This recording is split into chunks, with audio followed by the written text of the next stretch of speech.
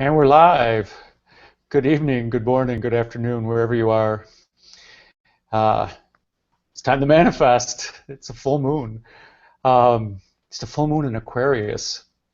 And my name is Will Mitchell. I'm a Reiki master teacher in Austin, Texas. Yes, that's where I am. And I specialize in Usui Reiki and the Aquarian Fire. And today we're going to manifest. We're going to manifest with the Aquarian Fire and the full moon in Aquarius. And we're going to create sacred space. We're going to ground. We're going to channel that divine energy. We're going to do some affirmations. And we are going to manifest. And we'll meditate too with the Aquarian Fire so that it'll help raise our vibration. And it'll help us manifest what we truly desire. So since it's manifestation time, take out notebook and paper and pen, and start writing down what you want to create. Doesn't matter what it is. Could be a new job, could be a new city, could be a new house, could be a new relationship. Doesn't matter what it is. New car. Yeah. Welcome, Angie.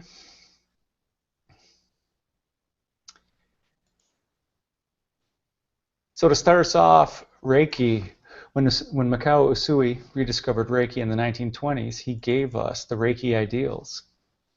He told us to bring our hands together and say this in the morning and the evening. He called it the secret art of inviting happiness, the miraculous medicine for all diseases. Just for today, do not anger, do not worry, and be filled with gratitude. Devote yourself to your work and be kind to people. And the Aquarian Fire, it's that burning in your heart. It flows in, through, and around all of creation. It binds all that is. It is powerful, natural, and gentle, as well as provides purification, healing, empowerment, and guidance. It's your connection to your highest level of excitement. And I call it home. I mean, ever since my very first experience with it, it felt like this is how we're supposed to feel every day, all day. And it comes from the highest level of consciousness, as it is a direct connection to Source or God. It has no ego, and it always respects free will. It is unlimited. So why limit yourself? So in the room we have Angie and Carolina, and we have Wendy from Languages of Lights. We have Sabrina, and welcome. So unmute. Tell me about what this full moon means for you. Anybody, say hello. Hello. Hey, Sabrina. How you been? Awesome. How about you? Pretty good, pretty good. Pretty good. Channeling. Nice. Yes. I miss hanging with you, Sabrina. Yes. So, yeah, so where you been? Do tell. Since Hot Springs. I led a retreat in Hot Springs, Arkansas called Beyond Belief for the summer solstice. And things have been a whirlwind since. Been simply amazing. I've been manifesting, and it's now time to manifest again. And this fall is going to be interesting. Yes, do tell about this fall. Well, what to are you? me, go ahead. Yes. What is your thinking about this fall? It's a section of personal growth for me. So I don't know about for everybody else, but for me, it's manifestations are starting to happen. So all the things I've been working towards over the last year and all the things that I've been working for the past 6 months are going to start to come to fruition in the fall. Oh, okay. Well, I started channeling. I don't know that I've been working on it, but they've been working on me. Yes. So yeah, that is happening. So we'll see where that takes me. It's good. And yes, I still have interesting events that happen here and there, and you know, my usual thing, flying away. You never know where I'm gonna land. You got it. So you got it. It's all good. I think I was seeing yesterday. What do you call that? Portals. Okay. What is the difference between portals and vortex? Well, portal is technically a doorway, and a vortex is a swirl or concentration of energy. I mean, clearly a portal is a type of a vortex, but I believe that a portal, just by the name, it means doorway. So it helps energy come from different dimensions into our third dimension. All right, because I was trying to figure that one out. Because I wasn't sure if the vortex are like portals, but only within the Earth, and the portals. Wait, the vortex are within the Earth, and the portals are within dimensions. You can see it that way. I wouldn't limit the behavior. Yes, that is true.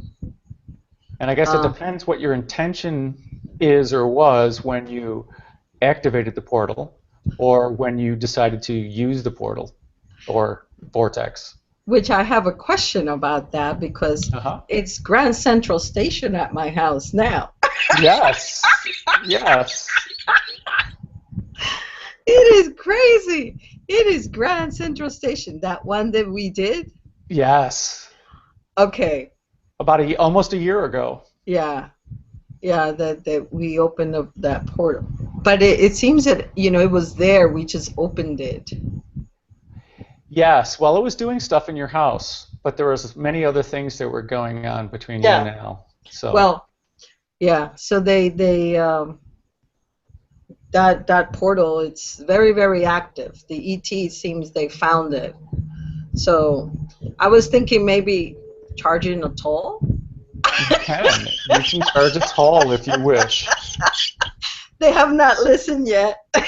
Or you can offer an exchange of energy through the portal. That it makes it easier for them to come, but maybe they can do something for you when they come through. They can spread love and light on your behalf, or come and take away some things to help heal, or... Yeah, that would be good. I was just joking, obviously, about that.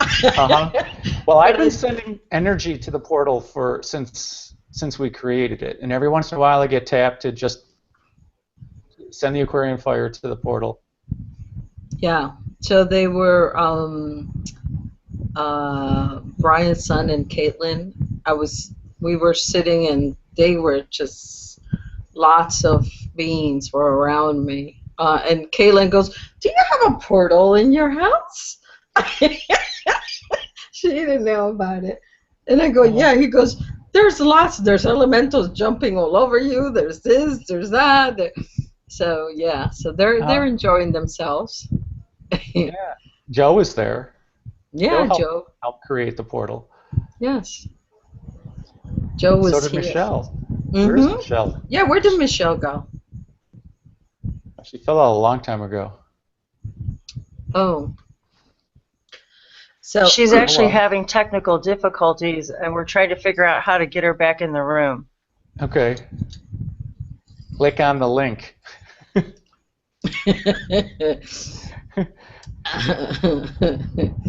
Is that like turn on? Make sure it's on. You know, when something's not working, make sure you have turned it on or plugged it in. Yeah.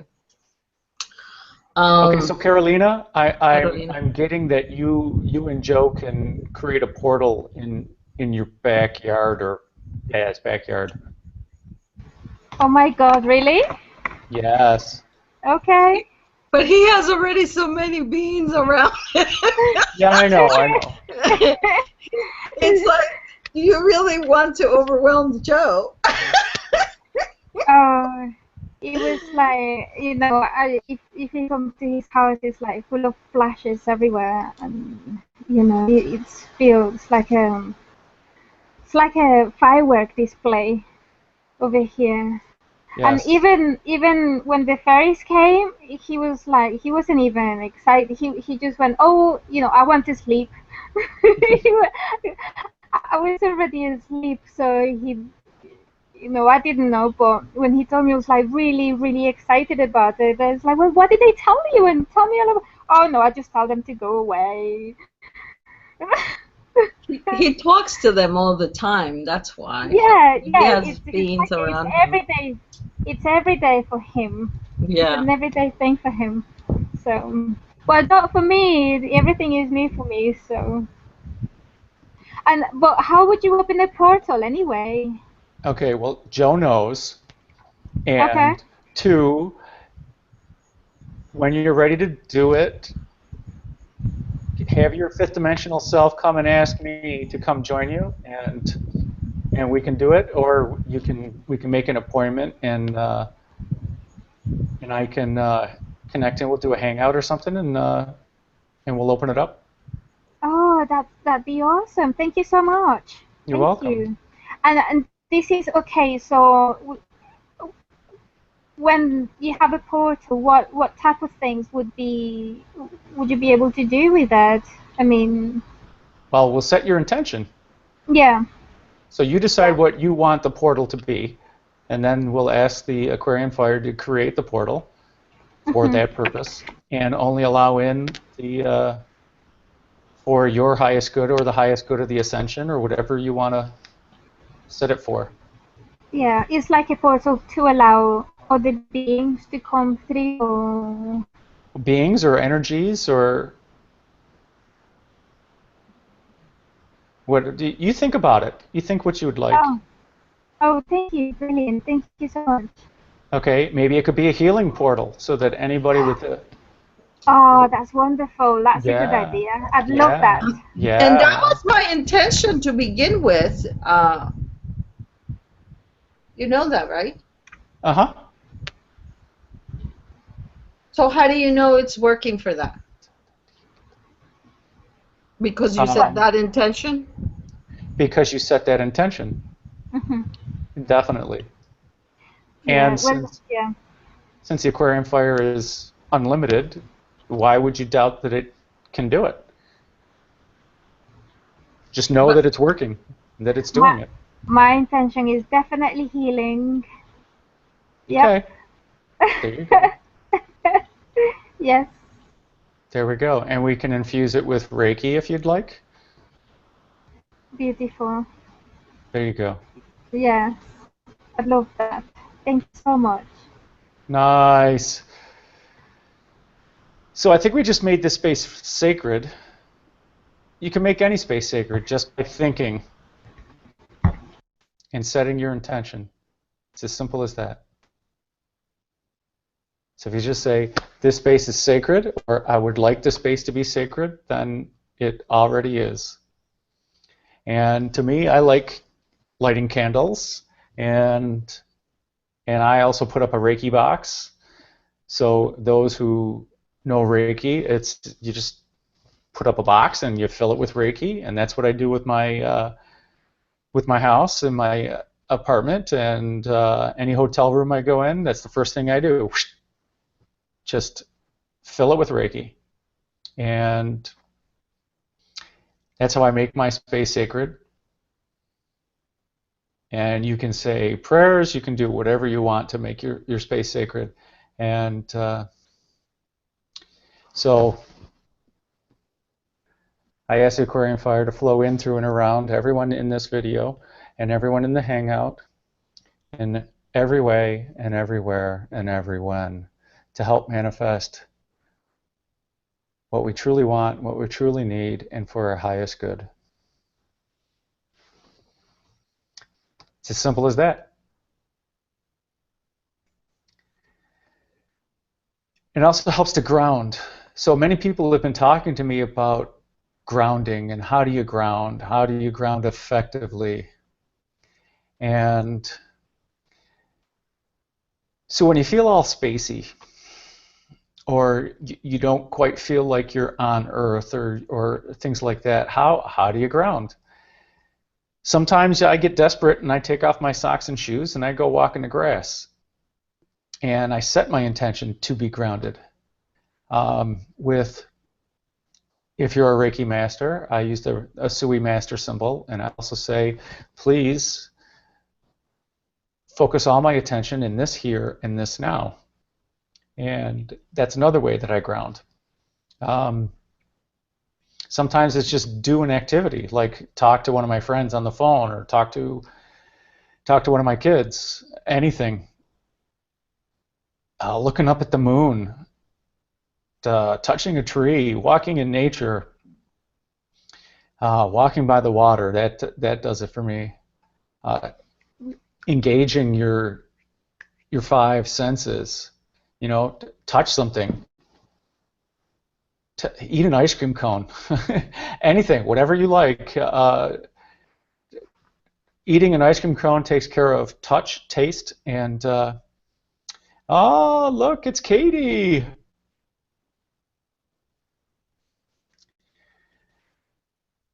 So let's ask people on mute, how do you ground? Katie! Hi, Katie. Well, I was gonna say, being in America lately, I've been in front of a fire. I realized it just grounds me completely. It just brings me to the now. And it's very soothing, calming, relaxing moment. And this is when I realized that I am experiencing Earth. Yes. Yeah. So being in front of a fire for me. Very nice. Okay, I do the walking on the grass. Definitely, for me, it's like instant. Without shoes, but then again, I don't like shoes. Another one that I was told by the Arcturians at the very beginning, when I started channeling them, was, a big glass of water and you put a little pinch of sea salt to help me ground, since it would keep me up there. Now it's a lot easier. I can go up and then come down. Whoa! Something just fell out from the table. Okay, whoever you are. And the other one is connecting to the heart of Gaia. So through sending root through my feet, setting the intention and connecting to the heart of Gaia. Yes. Grow those roots all the way down to the center of Gaia. And bring them right back up too. That's my favorite one. Yes. Did you do anything else, Katie? I like to smell essential oils. I have sandalwood that is really good, and I do a lot of breath awareness, focus on breathing, and that really helps me. And sometimes I'll do a count, or sometimes I just say sa ta nama, and then I hold it and say that, and then breathe out and say that, and it just helps get like a regulatory motion going. Nice. And I hug myself too. Yeah.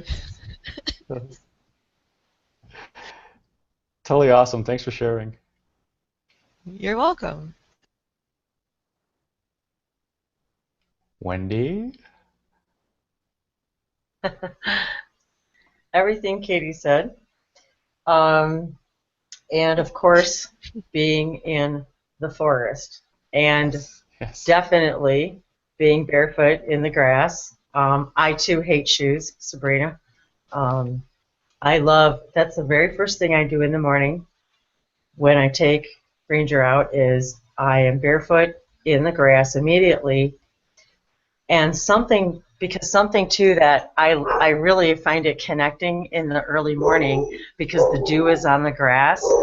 And I remember somebody, and I can't remember where I heard it now, and somebody was saying how like early in the morning the fairies they come out in the early morning to collect cups of dew because the cups of dew, the morning dew is an eternal, the elixir of eternal life, and so. So every morning, and lots of times I even think of Katie giggling next to the tree.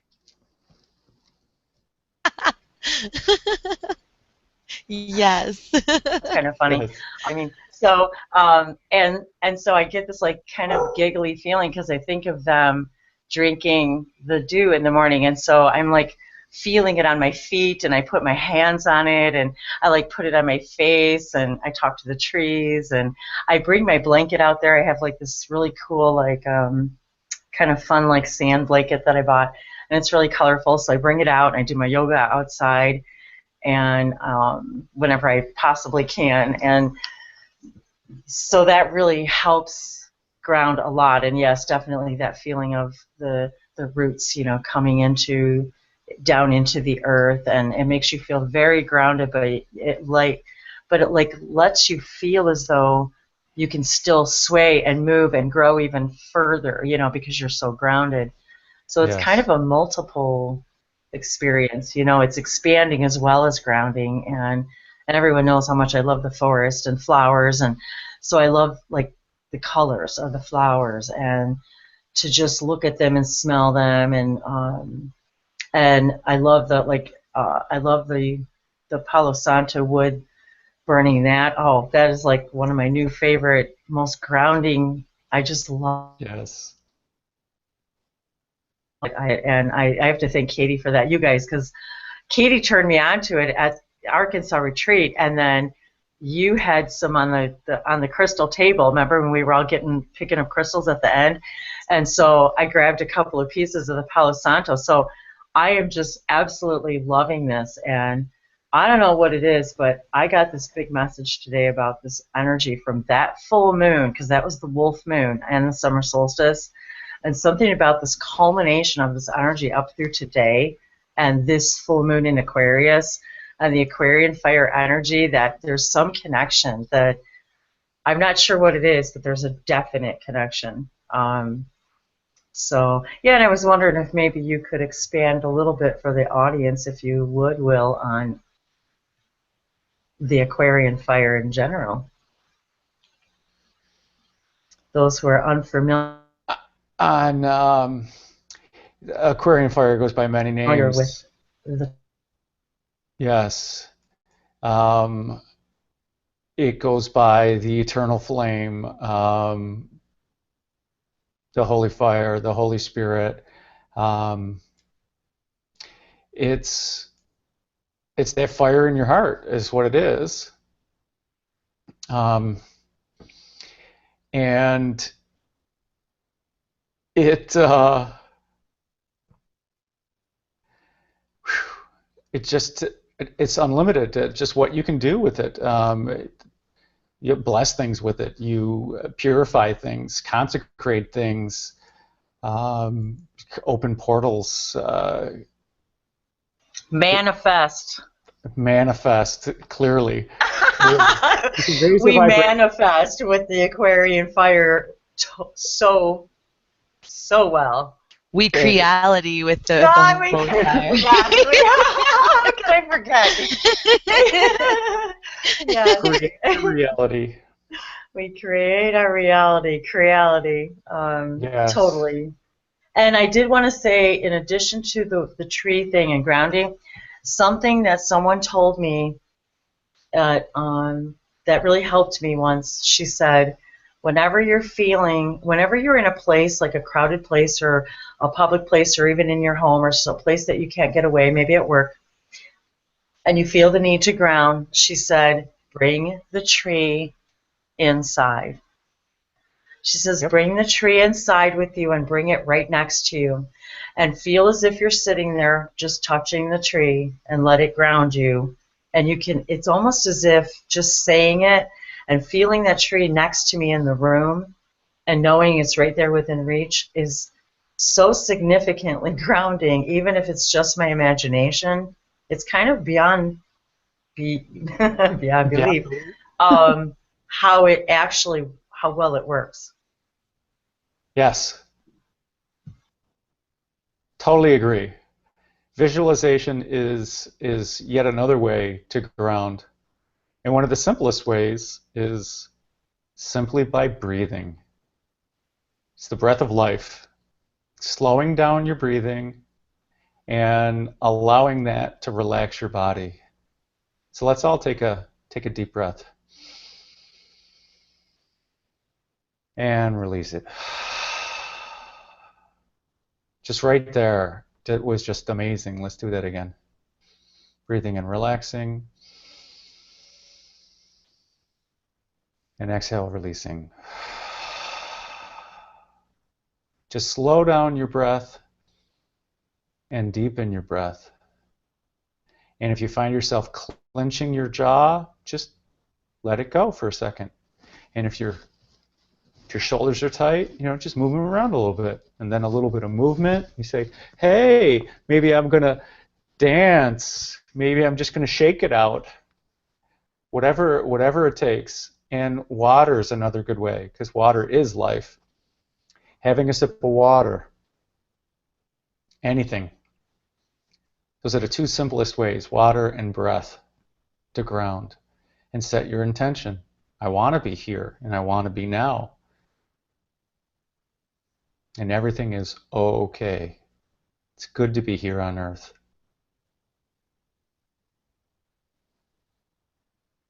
It's exciting to be alive right now. So Wendy, talk about the full moon in Aquarius.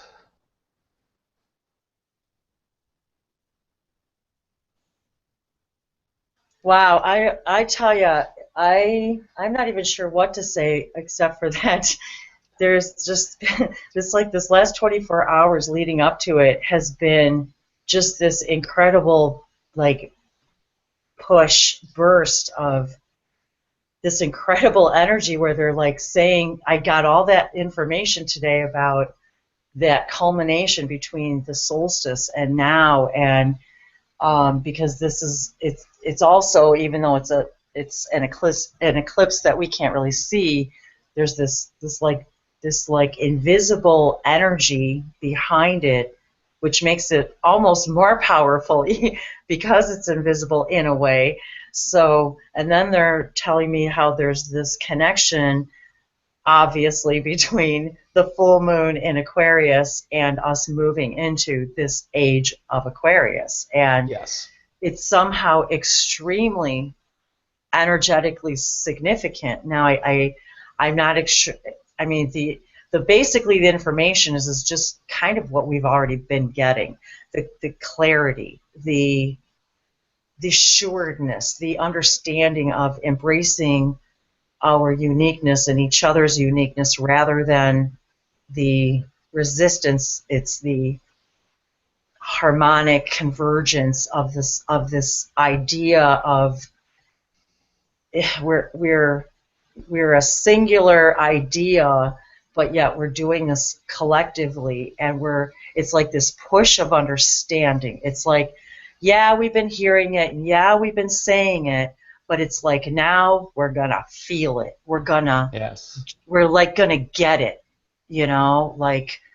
we're finally gonna be able to look at each other with this new eyes of empathy, this new way of connectedness that, if we truly know that is a version of ourselves, that we're coming into that understanding that we have to treat each other gently and with kindness, and that we're all going through the same thing, Yes, just we will. different. More empathy. Yes. That has to do with the fifth dimensional energies that are here now. It has to do with the age of Aquarius. It has to do with the law of one, which is we are all really one. We are inseparable. Even though we hear all these things, if you watch the news, all these things that shock us, we're still one consciousness on this planet. And what we do to each other does affect the entire consciousness. But with everything that happens that's what we would classify as not good, that the response to it is by far much bigger and much greater and much gooder than the measure of badness that we would perceive, even though technically there's no evil and there's no good. And so the law of one is just meaning that we're all really one anyway. So when we manifest, we can manifest for ourselves, but with the fifth dimensional energies and the law of one, we are also manifesting the same thing. When you think of yourself, you're still manifesting for all of mankind, for the collective consciousness. And if you're a Reiki healer, if you give a Reiki treatment, what you're removing in your one client is being removed from the collective consciousness. That's what this fifth dimensional energy is all about. That's what the age of Aquarius is all about. That is, I mean, with the Lion's Gate, they want me to talk about the Lion's Gate at this point because that has been strong. More energies have been coming in to further focus the energies for the law of one. And if you set your intention, if you're a Reiki healer or any type of energy healer, if you set your intention to remove it from the collective consciousness, that makes the healing that much stronger as well. You don't have to set your intention because it's going to happen, but when you set your intention and the client sets their intention as well, that it just amps up the healing process completely. And the fifth dimension is just that we're inexplicably tied to each other. Besides that, if we ruin the earth, that we're all screwed. But it's more like, I don't know if you have noticed that when you see people walking by, that you feel them more, that you feel their happiness, you feel their sorrow, and your compassion there, that's healing in itself. Just having compassion or pity or anything like that is helping to alleviate the energies from the entire consciousness.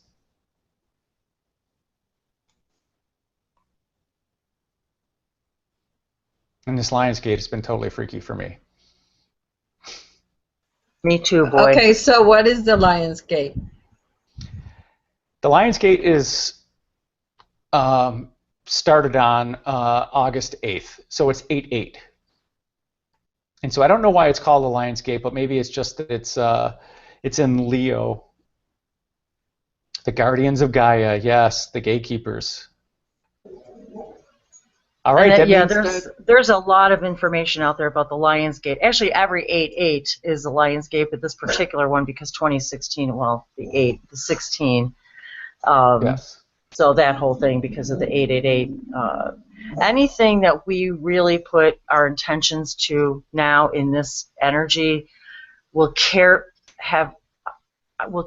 us through for like our lifetimes now. They're basically saying anything that you really want to manifest now has the power to change your entire life from here forward. I think is the true idea of the Lion's Gate, in that it's an energy field that when you walk through it energetically, your intentions manifest faster, greater, your understanding. I mean, I encourage everybody to look it up. Magenta Pixie's got great stuff out there. I mean, there's so much good information out there about the Lion's Gate. It's really good, and I think everyone will resonate with something out there, you know. Yes. And it's got 8s in it, which their 8s are all about manifestation. And the infinite, yes, the infinite. That's what's created now will have infinite repercussions. Absolutely. And they, again, want me to talk about, because 8s and 0s have been popping up for me. Lots of 8s and lots of 0s. And 0 is the emptiness and the infinity. It's the, whether it's the unknown or undefinable.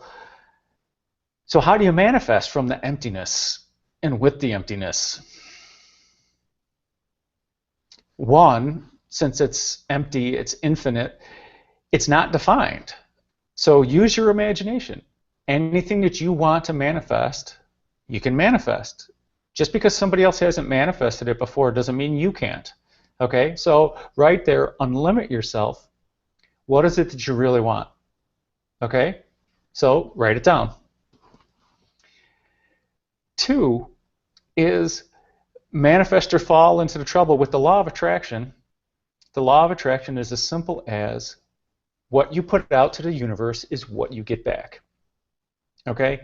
And manifestors fall in the trap of putting expectations on what they want to manifest. So when it doesn't come, they get upset. Okay? Or when they start doubting that it's going to come, then they start to get upset, and then it doesn't come, and then they go, what did I do wrong? Well, that's not the process. The process is, what is it, Katie? Ask, believe, and receive. Receive. You got it. Yeah. Absolutely. Katie is a manifestation in my life. True story. True that. I love that story. So why don't you start the story, Katie? Okay.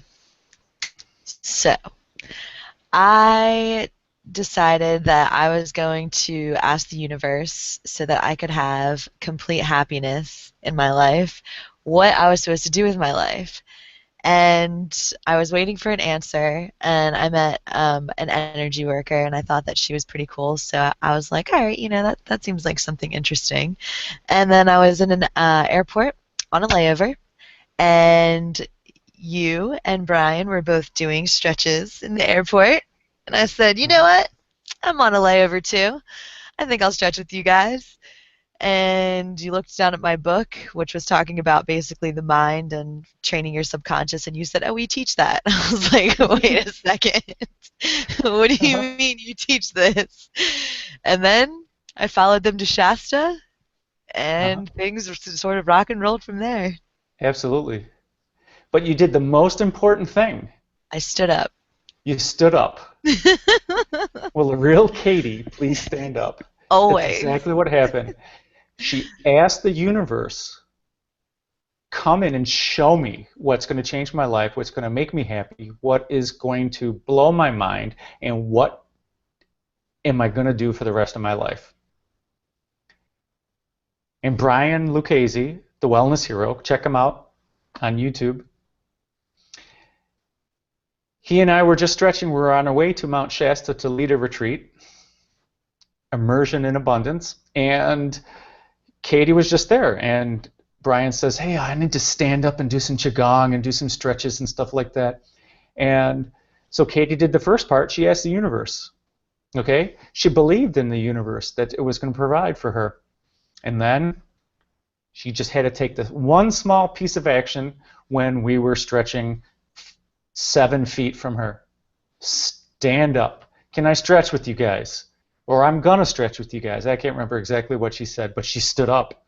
That's all you got to do sometimes is just stand up, because the universe put me and Brian right in front of her. And that is exactly what this energy is about. It's about not being afraid what they're going to think and just stand up and be you, because that's the person who's waiting for you. They're waiting for you to stand up and say, and that is the day I met Katie, was at your hangout on Mount Shasta, and it was freaking awesome. That was like, Yes. I mean, the hangout itself, being on Mount Shasta, and the whole energy of it was amazing, all in of itself.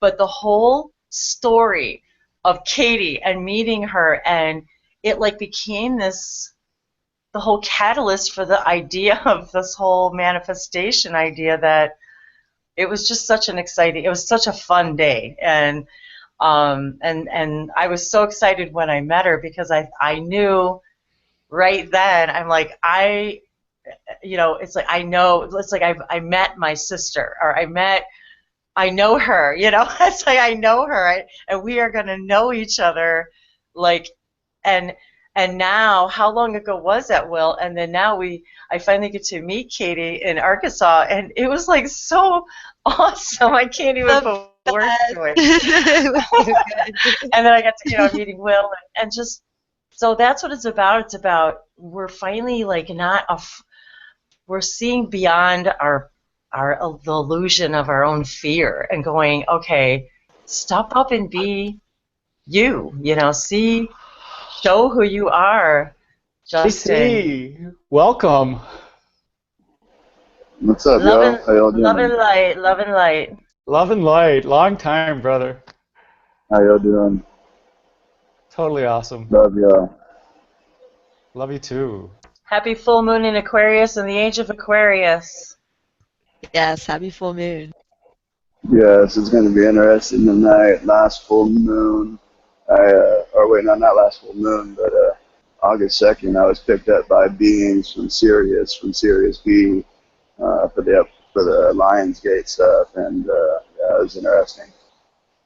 Nice.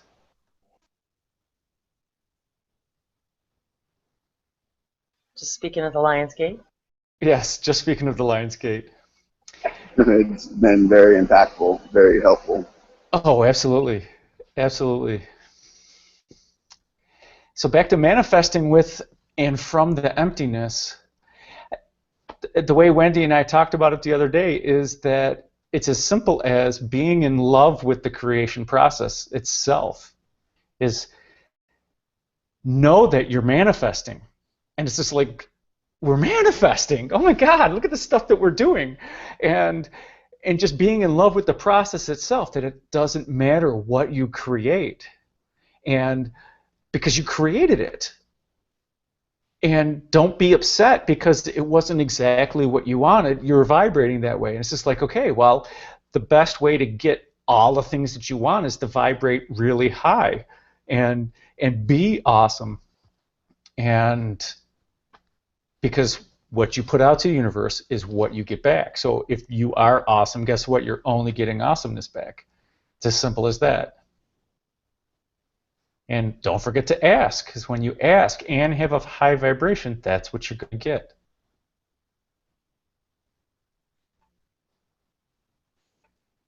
And love your creation no matter what, because you created it.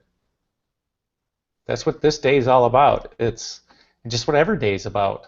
It's just like, hey, I get to get up and I get to manifest, I get to create things, I get to do things, and whether it's a run in the morning or a walk in the morning, whether you collect the dewdrops off the grass. I like that, Wendy. Just saying, it makes me giggle. Exactly. Shiny Sean. Shiny Sean. Welcome, Sean. Love you, Sean. Hi, I can't stay, so I just came in here to send you all my love. Oh, awesome. Love you all. Thank you. And we send all our love back to you, Sean. Thank you for coming in. Namaste, everyone. Namaste, Love you, bro. friend. Namaste, thank you. That dude has a giant freaking heart. Like, oh my gosh. Like, I don't have enough words to express how amazing that young man is. Wow. Yes. Now, Really? and that's what it's all about. You drop in someplace and you drop the love bomb and you just leave. Uh-huh. You're so like nail on the head, Wendy. I've been really experiencing a lot lately, just my personal like travels, like meeting people and having a really interesting, awesome connection. But like just being able to like leave it like right there, and if we're able to expand in another now, and you know it happens, awesome. If it doesn't, then just had that one awesome moment, and learning to like not personally attach to everything, so as to be able to just reminisce and expand on these like growing moments of this new earth manifesting. It's amazing out here. Exactly. It's like enjoying every interaction for the sake of the interaction without the expectation of where the interaction is going to take you. Losing that whole idea that there has to be or that there needs to be something more than the joy of the interaction. And just taking that beauty of that moment and being present in that moment so you don't miss it. Even if it only lasts for that moment, because otherwise you're going to miss it. And they've been some of the most extraordinary experiences of my life, and they only lasted like maybe 30 seconds or a minute or a couple of minutes. And some of them have been like one of the most lifelong, and they probably don't even know it. They probably don't even know the impact they had on me. Uh-huh. Well, you've had an impact on me, Wendy. And you, me, Will. Same. All of Wendy. you have. All of you. Yes. Every single one of you. Every one of you has. Most definitely, because like something that I picked up from like Will is just the holy fire, and that's something that like I've integrated into like a beneficial tool in my recent year, and dabbling with that and like the violet flame. So I just like the violet holy fire, just coming through to assist me in times of need, and that's something I've been able to feel like tangibly and connect with in a real tangible manner.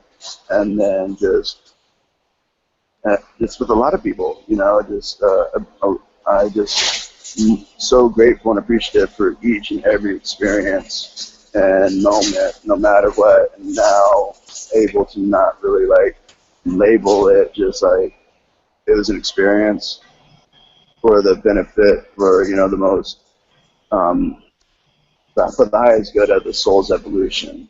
And I've really been feeling more of that, more and more, just so much clearing, and really able to use others' experiences as an opportunity as a catalyst for mine. I had a friend that who lost their life last night, and it really just, further cements with me, just keep on. What I'm doing is neither wrong or right. What I'm doing is exactly what I need to be doing right now. And as I just trust and have more faith and surrender to, what I feel is my highest good and my highest desire, which is just to easily just teleport, quantum leap into that reality where the old tool that I used to use is gone. And I feel and see that reality, and I'm able to like imagine that reality now so much more than I really have ever, and in other now moments. Very nice.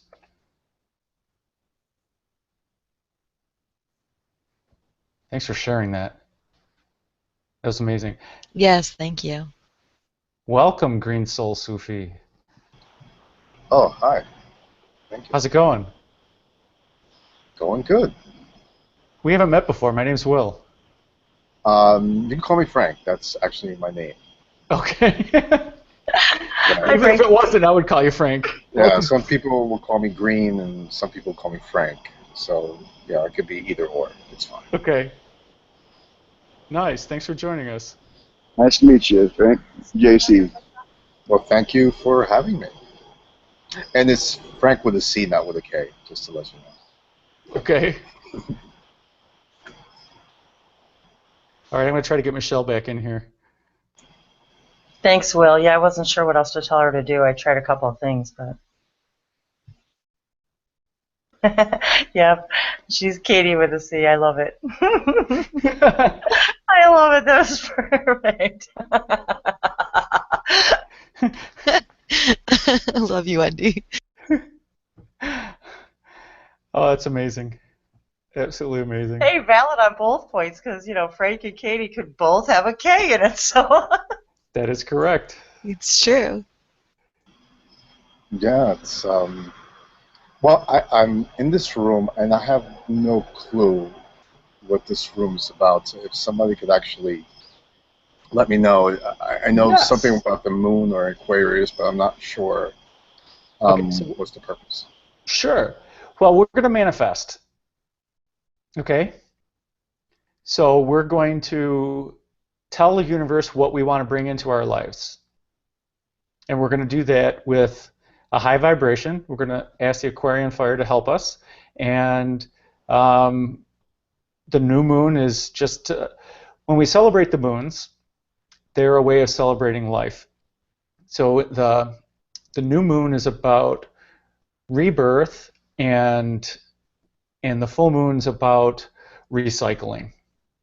Okay, so normally when we celebrate the full moon, we release the things that we no longer want in our lives.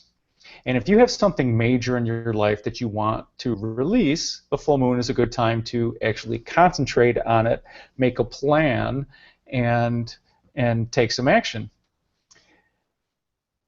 But with the Aquarian Fire and the law of attraction, and the law of attraction is that what you give out to the universe is what you get back. So when we engage the law of attraction and the Aquarian Fire, we can concentrate on what we want to bring in to our lives, and the other things just happen to fall off the back end. You know, when you concentrate on, when you get a new hobby, you don't have time to do all the things that you did before? Correct. So that's the same thing with the law of attraction. So you're concentrating on this one thing over here, and whoever happens to be the lowest priority, or whatever task happens to be the lowest priority, doesn't get done.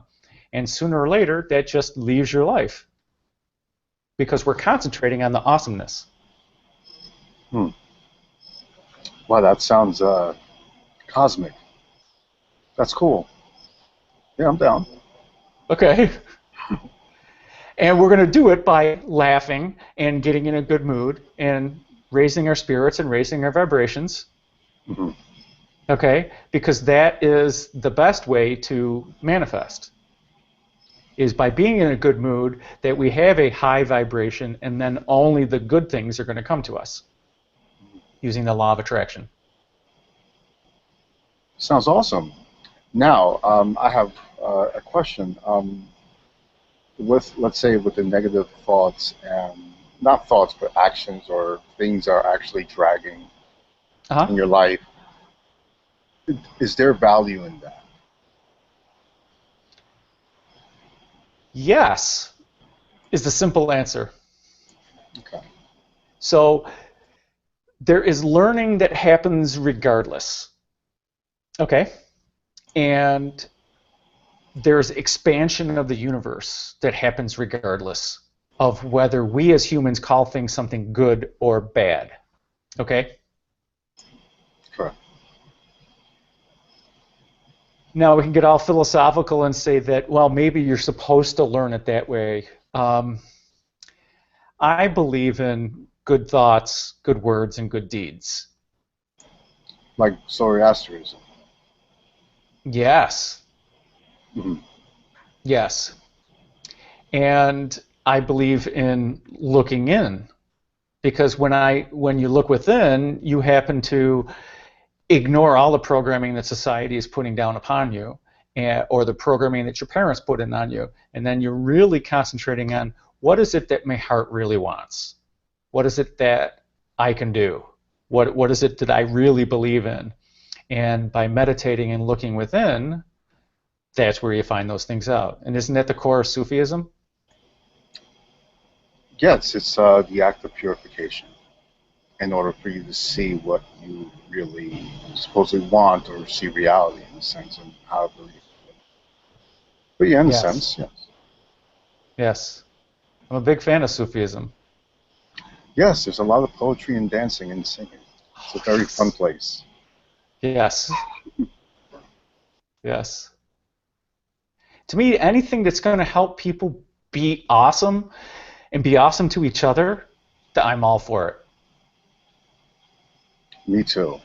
And also the practice of trying to be in the present moment and appreciate what you have in front of you, like what I'm doing now. So I'm actually enjoying it. Well, thank you for coming and contributing to this conversation. Oh, no problem. I know I was contributing, but thank you. Oh, absolutely. You made your divine appointment right on time.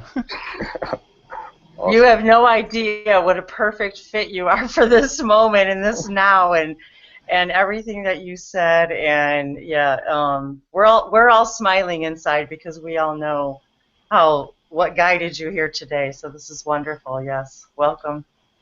Well, thank you.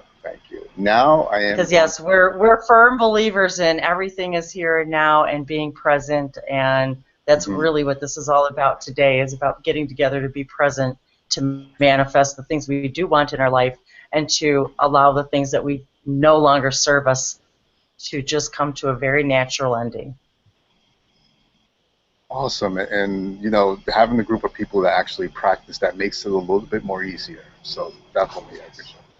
Yes, absolutely. Great. Totally cool. Exactly. Perfect timing. So how'd you find us? By luck. I was in another hangout with a friend. It was getting silent, and I said, I'll be right back. And then I found this. I see Moon in Aquarius. I said, you know what, this sounds pretty interesting. Let me just pop in here. Okay. And yeah, it was by luck. Yeah, it was luck. Very cool. I love synchronicity. Oh, yeah. Yes, you do, Wendy. I do too. Yes, I've been more of a firm believer through the years with that. I studied Carl Jung, and I created a community called Analytical Psychology, and really explored things on Carl Jung and concepts.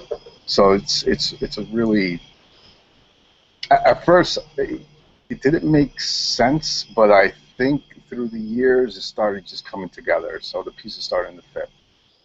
So I do like it. Very nice. That's awesome. I took psychology too. That's kind of where I started, and I like to call it the domino effect. Everything just starts falling into place after you're on the right track. Yeah, and definitely when you kind of view it that way, the anxiety is a little bit less and less, because you definitely see the process of things. You're able to reflect a little bit more and stand back and not be overreactive. So it's really cool. And by the way, I study psychology, and I also work as a therapist, but as an ABA therapist. Yeah, ABA therapist. Very nice. What a coincidence. Yeah, I'm a behavior analyst. Love it. That's awesome. Yeah, I think all of us come to find ourselves and find each other, from so many different directions. I found it so fascinating how we've all come from different places, yet we all end up in the same place, because by virtue of, frequency and,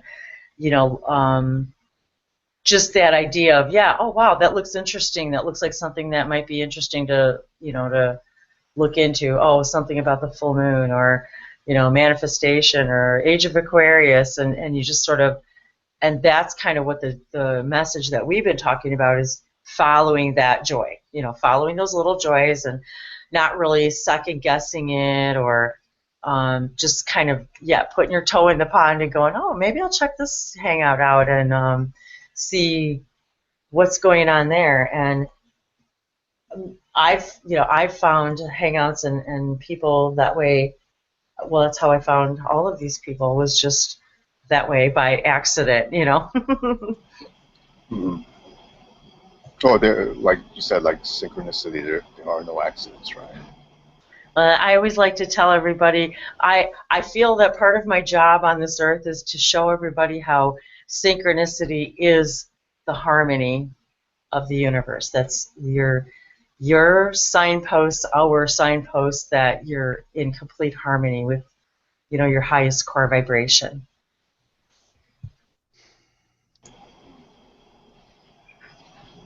Nice.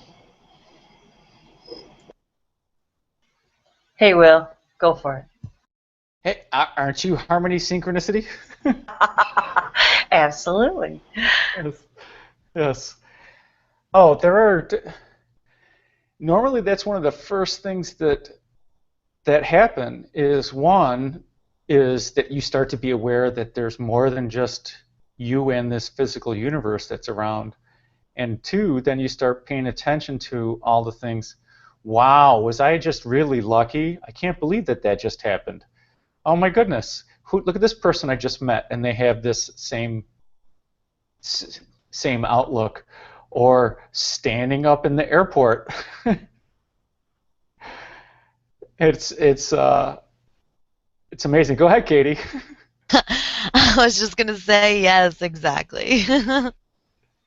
Well, but it was you guys who stood up first. See, and that's the thing, is that how many people in a crowded airport or whatever are even would be okay within themselves to say, you know what, it's been a long trip, I need to stretch. I really don't care what people think. I'm going to get out here, I'm going to stretch, I'm going to do some, some yoga or some whatever. And then Katie goes, dude, I like these people, These That's people what are right up my alley, That's exactly what impressed me. I was like, all right, yeah, that seems like exactly what needs to happen right now. And if anybody watches Brian on, the Wellness Hero on YouTube, you'll see what we mean. He's just like, it's just Brian, Hello! Yes, he just posted another video today of him on the Lake Ontario beach and just playing around in the surf and jumping around, and he put it as slow motion. I haven't watched that one yet. Yeah, he says this is how you live enthusiastically and create awesomeness. And so by it's being stretching out the present moment, is that what he was trying to do? Yeah. Like slow down the. But this is why I manifested Brian in my life, and Brian manifested me. It was amazing, and to me, just anybody who's met me knows that, hey, me standing up in an airport and stretching is not a far stretch. Yeah, me either. Exactly. Okay, I'm not shy, and if I want to stretch, I'm going to stretch, and it doesn't matter where it is, and I'll do yoga anywhere. So. It just doesn't matter. And come on, I give Reiki in a crowded airport. I'll put up my hands, and it's just, it needs to happen. And so I got over it a long time ago. And Reiki is a good segue too, because more and more it's becoming more and more, mainstream, and not only that, it's been around a while. And yes. Being that it started out, in Japan and Eastern philosophy, and I mean, I think people are oddly more open to Reiki than they are, say, some other forms of, metaphysical, whatever communication you want to talk about. But I think it's a great segue, because people understand that Reiki is nothing but universal energy, and that, and we all have it, we all have access to it, we all contain it, we all can learn to communicate with it and help it manifest in our lives. Yes. Yes. And for those who don't know, Reiki is the universal life force energy. Reiki is a Japanese relaxation technique that also promotes healing. The practitioner places their hands on the client, and the energy flows through them from the infinite source and helps the dis-ease that is in the person's body. And all disease is caused by dis-ease in your body, whether you're ingesting bad food or petrochemicals, or you're just really stressed out. And Reiki helps to relieve that, helps to remove blockages. And if you believe in the chakra system, then it helps your chakras to function properly. It can clear many, many, many things, past life issues, if you believe in past lives. And anybody who's been to any one of my regressions knows the power of the Aquarian Fire and what it can do. Yeah, says Katie, smiling. Yeah, she had a regression on Mount Shasta. So what is a regression? What is that? Okay, so our regression is, many people can do regressions in different ways, but a regression is where you go back into your past at any point in time and deal with an issue. Okay, so most people nowadays are only focused on since they were born to their parents to now, and maybe you were bullied as a kid and you need to get over it somehow, or maybe you did the bullying as a kid and you need to get over it. How do you move past it? So with Reiki or the Aquarian Fire, we can address the issue and hopefully bring it to the forefront. Some people use hypnosis, some people use psychology, some people use psychiatry. There are many different ways to deal with issues of the past. And we can go into past lives and deal with those issues as well. So, Brother Will, Yes. I'm finishing up my Master Reiki certification on the 22nd, actually. Nice. Yeah, it just kind of synchronistically came up too recently. Where an old friend from Iowa had a post about her doing a Reiki session, so I asked him, like, you do Reiki? She's like, actually, I'm able to certify. And so that was her gift to me, was certified. But anyway, I've been using it in regards to, like, again, releasing the tool that we've talked about. In particular, using the Honsha Zonin symbol. Yes. And then I guess one of the things I've been working on is allowing myself to go to moments in time or memories, experiences that I feel that were more charged than others. And then as I'm feeling those, just do my best to, like, project that symbol into that experience or where I feel, just into the experience in the general, and then as well as myself. I know you have similar experience. What were some things that assisted you in your healing that you may feel would be good in my current moment? Because I've been feeling a lot more inspiration and a lot more guidance and feel more close to that reality than ever before, really. Good question. Good question.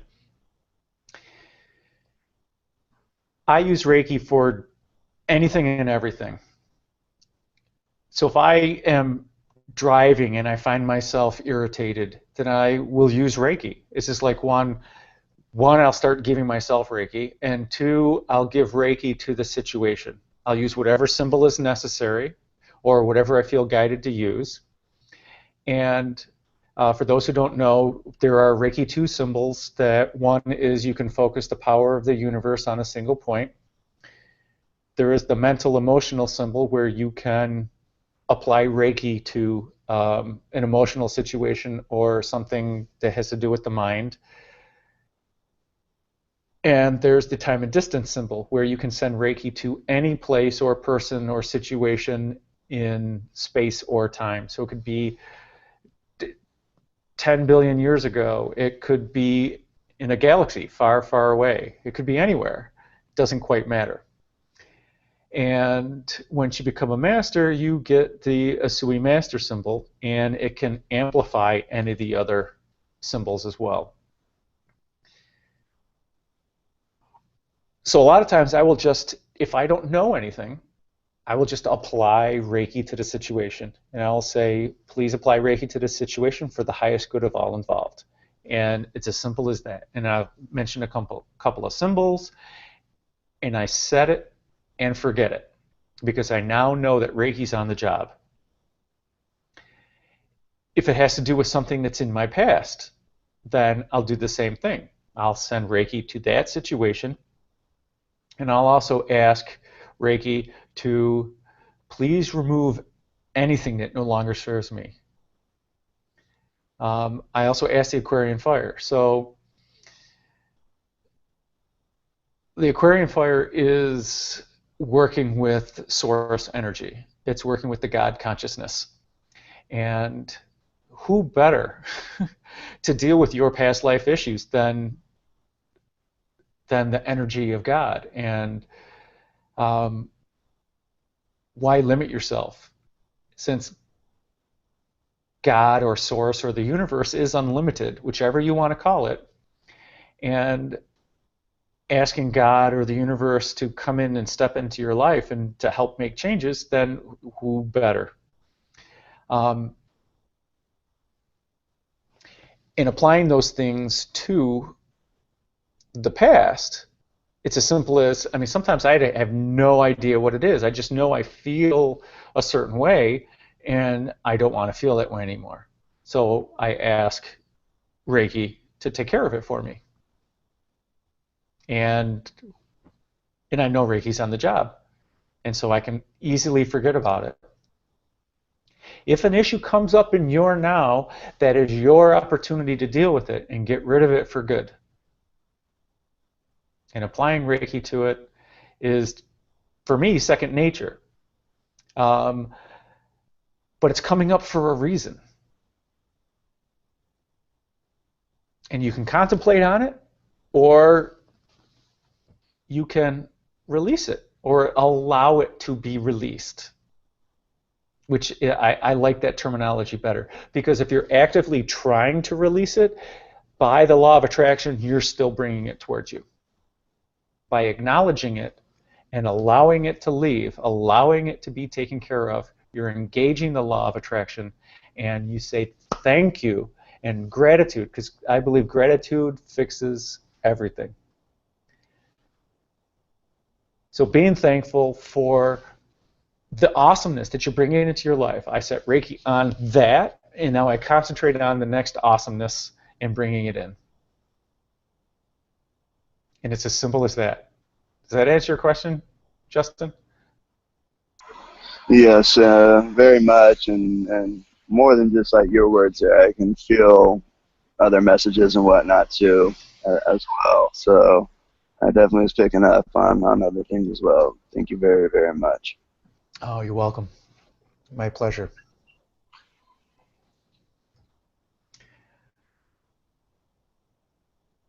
And Wendy. Justin, that was so freaking hilarious.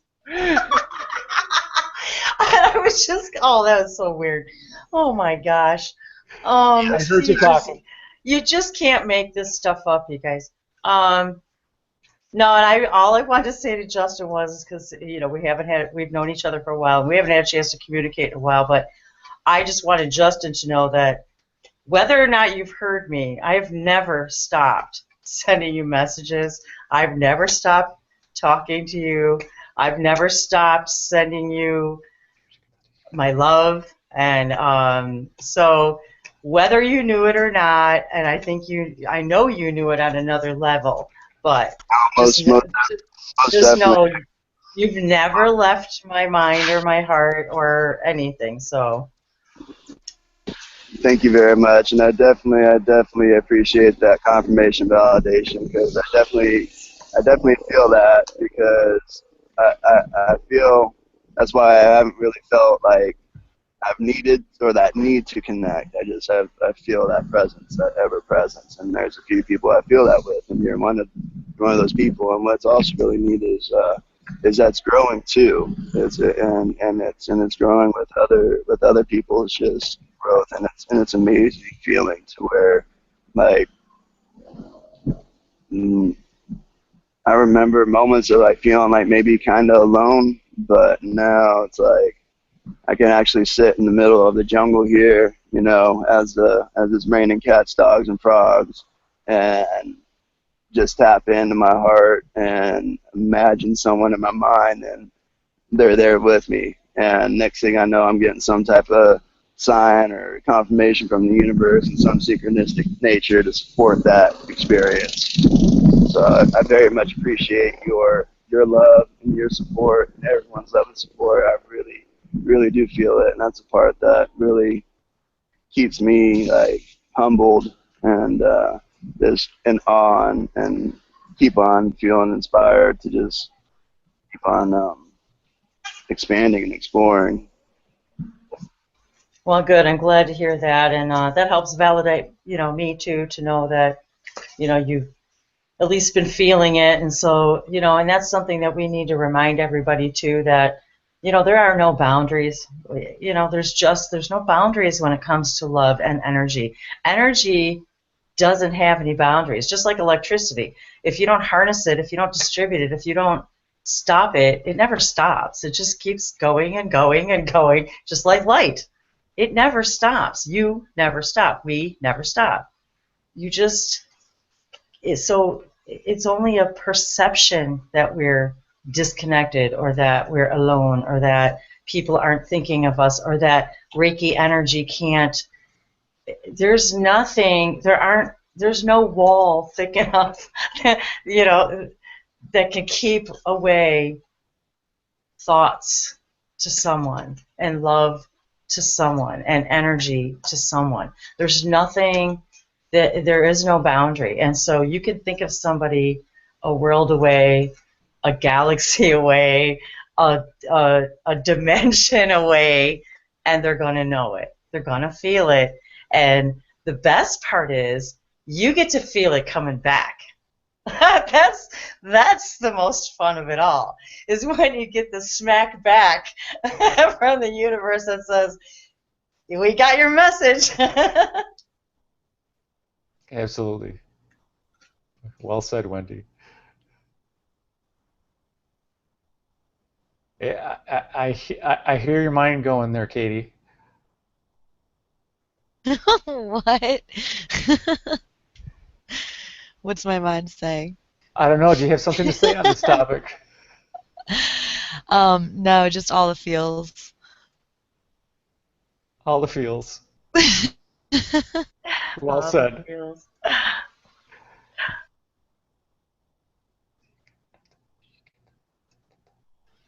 Catalina, is she there? Are they sleeping? You hear her too?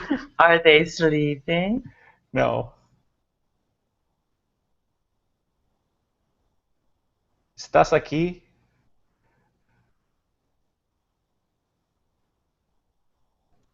You think another language will help? Yeah. You there? Carolina. Yeah, they're probably just, they're chilling out in meditation mode, baby. Yeah, could be. Yeah, I'm sitting on the side of the road here in Pahoa. It's a really neat, like, little hippie town right next to the natural food. I'm getting ready to go up the street to the kava bar, have a couple shells of kava. Kava is amazing, guys. Like, you guys can somehow get some kava extract or kava. Oh, totally, man. Got Yeah, to kava. get it. Kava's some good stuff. Oh my God, it's amazing. Yeah, it is. Truly amazing. Amazing. It's one of my favorites to like drink or have before I meditate. It really helps with like getting the like meditation like flow going and whatnot. exploring different fruits out here now too. It's really neat how spirit guides too. I've noticed my diet shifting more, and it just has been real effortless. Just kind of notice the people I'm around eat naturally organic and this and that. So Where are you at? I live in Hawaii, the big island of Hawaii. Oh, nice. Yes, That is yes. nice. And actually, guess what?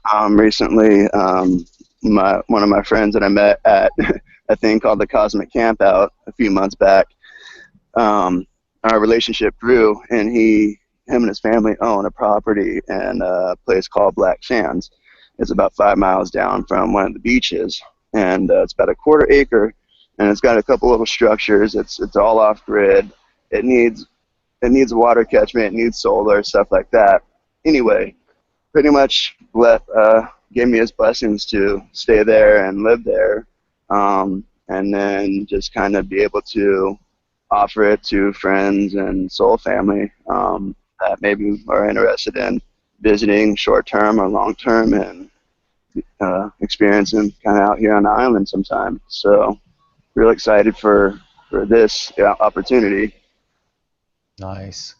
and to be able to hopefully share it with others. That's awesome. That is totally cool. Well, and even Justin's he's a story of manifestation because he didn't always live in Hawaii, so he manifested living in Hawaii. So, but that's a story for another day. But that was a great manifestation all of itself. But that's really pretty cool. Yeah. So well, I'll tell you what, Justin. I'll catch you on the side on that because I happen to have at my place in the woods a very awesome water containment and retention system where we live off of rainwater. So I am actually just got to discussing today how I want to take a video of the system that we have in place because I think people will find it very, very interesting. And it's simple, but it's very effective. So it's just very synchronistic that you mentioned water retention. So I just thought that was funny. And the fact that we're talking about the Aquarian Fire and the full moon in Aquarius and water. So I just had to throw that in. Yes. So make sure and that you're in Hawaii. Yes. Make sure you add Reiki and the Aquarian Fire to the water or to the collection container so that when the water first hits it, it's instantaneously infused with Reiki and the Aquarian Fire. Oh, totally. And everything that touches that water then, Justin, is completely just energized and blessed. Yes. Anything you feed it to,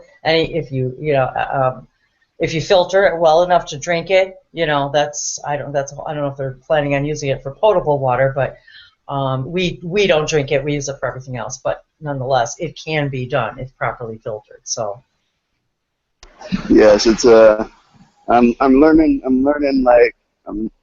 lot, and the idea of off-grid living and living a little more in balance. And I just love that, Will, you mentioned that about the water and blessing the water because that just kind of goes back to the whole Reiki energy thing that, bless the water that you drink every day. And that's kind of why the whole tradition of blessing our food before we eat kind of came from is, being in the understanding that if I send intention to the thing that I'm eating or drinking or doing or breathing, that it can heal. And if I say to this water, everything that this water touches will be blessed and will flourish and will heal, then it is so. Yes. That's what I did. That's what I do when I water my plants. I put a crystal that I intention in the water reservoir, and then just go out there and reset the intention every once in a while. And then when I water, as it's watering, I do my blessings and connect with each plant. And with the food thing too, using the different Reiki symbols to charge the food. Yes, it's real neat just how a little extra symbol can actually assist with directing or at least guiding, you know. Oh, and something you just said about symbol just struck a chord in me, because I'm sitting here visualizing how we learned in this pyramid conference that I was at not too long ago about how people, and this is, people can look it up. This is like scientifically already studied and stuff, but where people will put little pyramids over their fruit on the counter, and you can actually see which one, you know, if you put fruit underneath a little, even just a paper pyramid, it doesn't really need to be made of anything specific.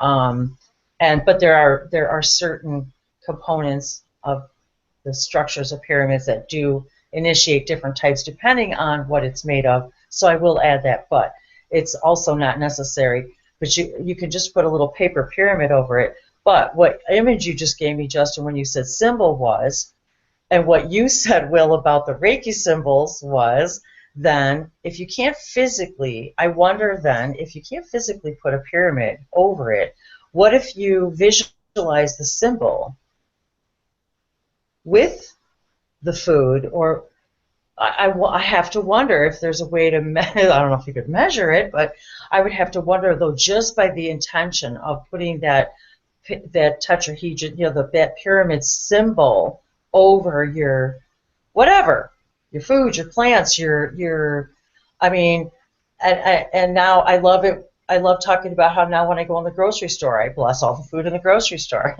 and all the water in the grocery store and everything in the grocery store. And I go, okay, anybody who eats any of this food or drinks any of this stuff, everybody's blessed.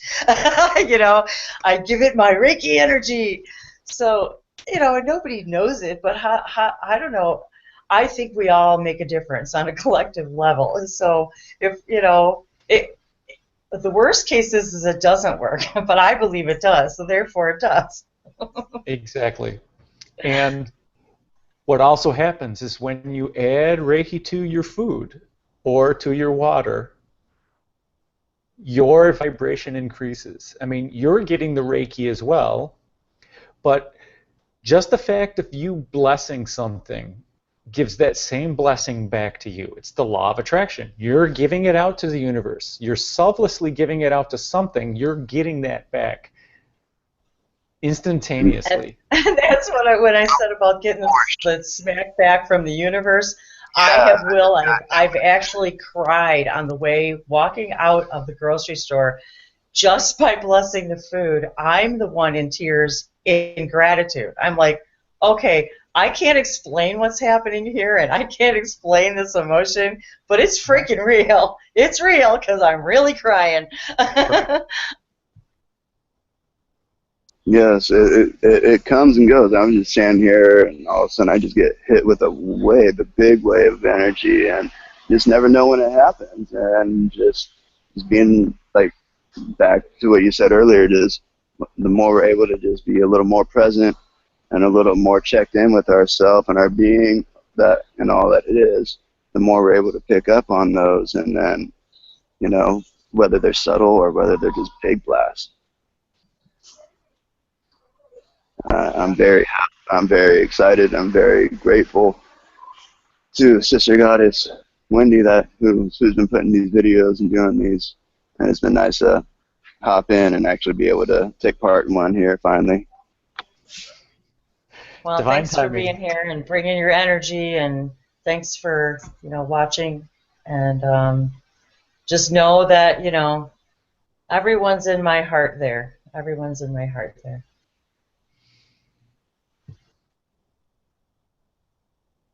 You got it. Absolutely. Well, speaking of food, I'm going to fill this vessel with some New York style pizza. Well, you enjoy your 3D Absolutely. nourishment. It's delicious. Oven cooked, you know, like wood oven cooked or something like that. It's shit's fire. It's only like $2.50 a slice too, so you can't beat that. Nice, nice. Side salad. I'm gonna get my grub on. I love you guys. Enjoy. Have a good night. Blessing.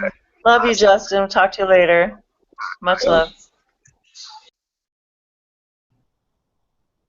I'm gonna grab Awesomeness. some water too. I need some water. Yes. I had to go get some water earlier. And water is life.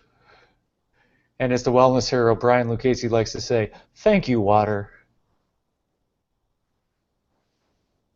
It's another way to ground. Breathing, drinking water. So I tried to put some crystals in water before. I don't know why. I just had the impulse to put crystals. I love crystals, as you may know, and I don't know. I just wanted to not kind of experiment, and all I can say is that I don't know if it was just me wishful thinking, but the water did taste a lot better Yes. after putting crystals. So yeah. I know Really, people that put I don't know crystals. what happened there, but I love it. I don't know why, They shared their vibration with the water. Okay. It makes a difference. It really does. I mean, I put Absolutely. crystals in my water and put it outside in the sunlight and just kind of intend that the sunlight is, bringing in like, healing and light codes. And I sort of just ask like, okay, bring me whatever it is that I need. Even if I don't know what it is, just tell me, bring to me what I need, to help me, detoxify or eliminate beliefs, that don't serve me. I mean, everything's tied to everything, so it doesn't hurt to ask, right? Yes, absolutely. And if you don't know what to say, just for my highest good. Bring Yes, to me what's for my highest good. What's for my highest good? I mean, sometimes we're unhappy and we don't even know what we want because somebody will say, well, what is it that you really want? What is it that'll make you happy? And you kind of go, well, I don't know, but this isn't it, so something different, So sometimes that's all we have to ask for, Right. something different, or show me.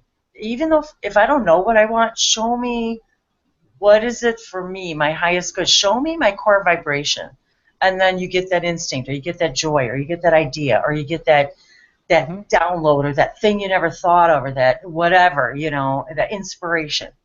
And you go, oh, okay, and then you follow that, and then you follow the next one, and that's kind of what it's all about. Oh, yes. And when we meditate in a few moments, that's what we can do. We can ask the Aquarian Fire to come in and show us what's for our highest good. What is it that we really want to manifest? What will benefit us the most?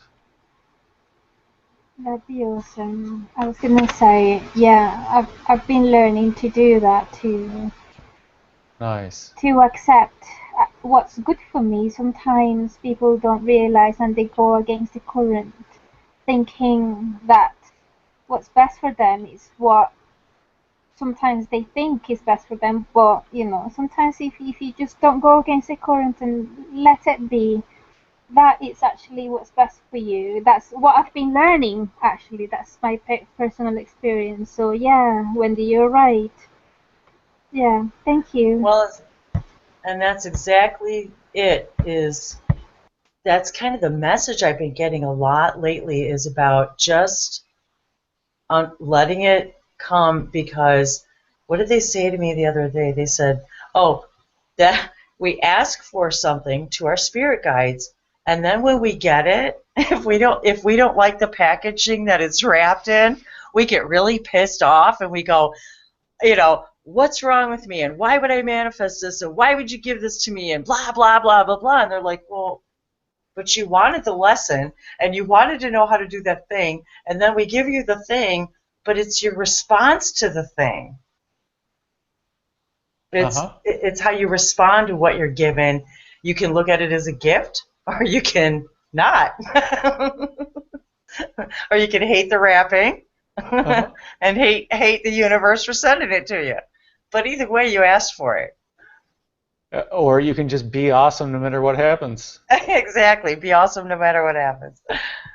You can decide to be happy and just be happy, and then watch all the amazing things that come to you. And just be astounded at, oh my God, look at this. Look what just happened to me. And we can do that with daily intentions. waking up and telling the universe, telling yourself and the universe how your day is going to go. I intend that all my interactions with everybody will be amazing and loving and sharing and filled with laughter. And then when you go to the store and you're just amazed at how many different people that you end up talking to and smiling at or whatever and joking around with. It happens to me all the time at the grocery store. Or I intend that I get only green lights while I drive today. And then watch the green lights just happen for you. Manifesting a parking spot is another good thing. When you're driving in to the parking lot, just say, universe, please provide me with a parking spot right up front. And then when you go there, it's like, oh my goodness, look at this.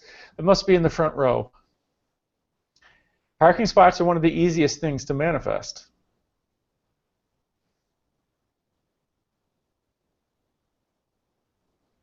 Yep, because we don't have any resistance against it. Yet, the funny thing is, we seem to think that there's a difference between manifesting a parking space and manifesting a job, a relationship, a house, a car, a trip, whatever, your highest joy, the thing you can't even freaking imagine. We think there's a difference between them. There's not.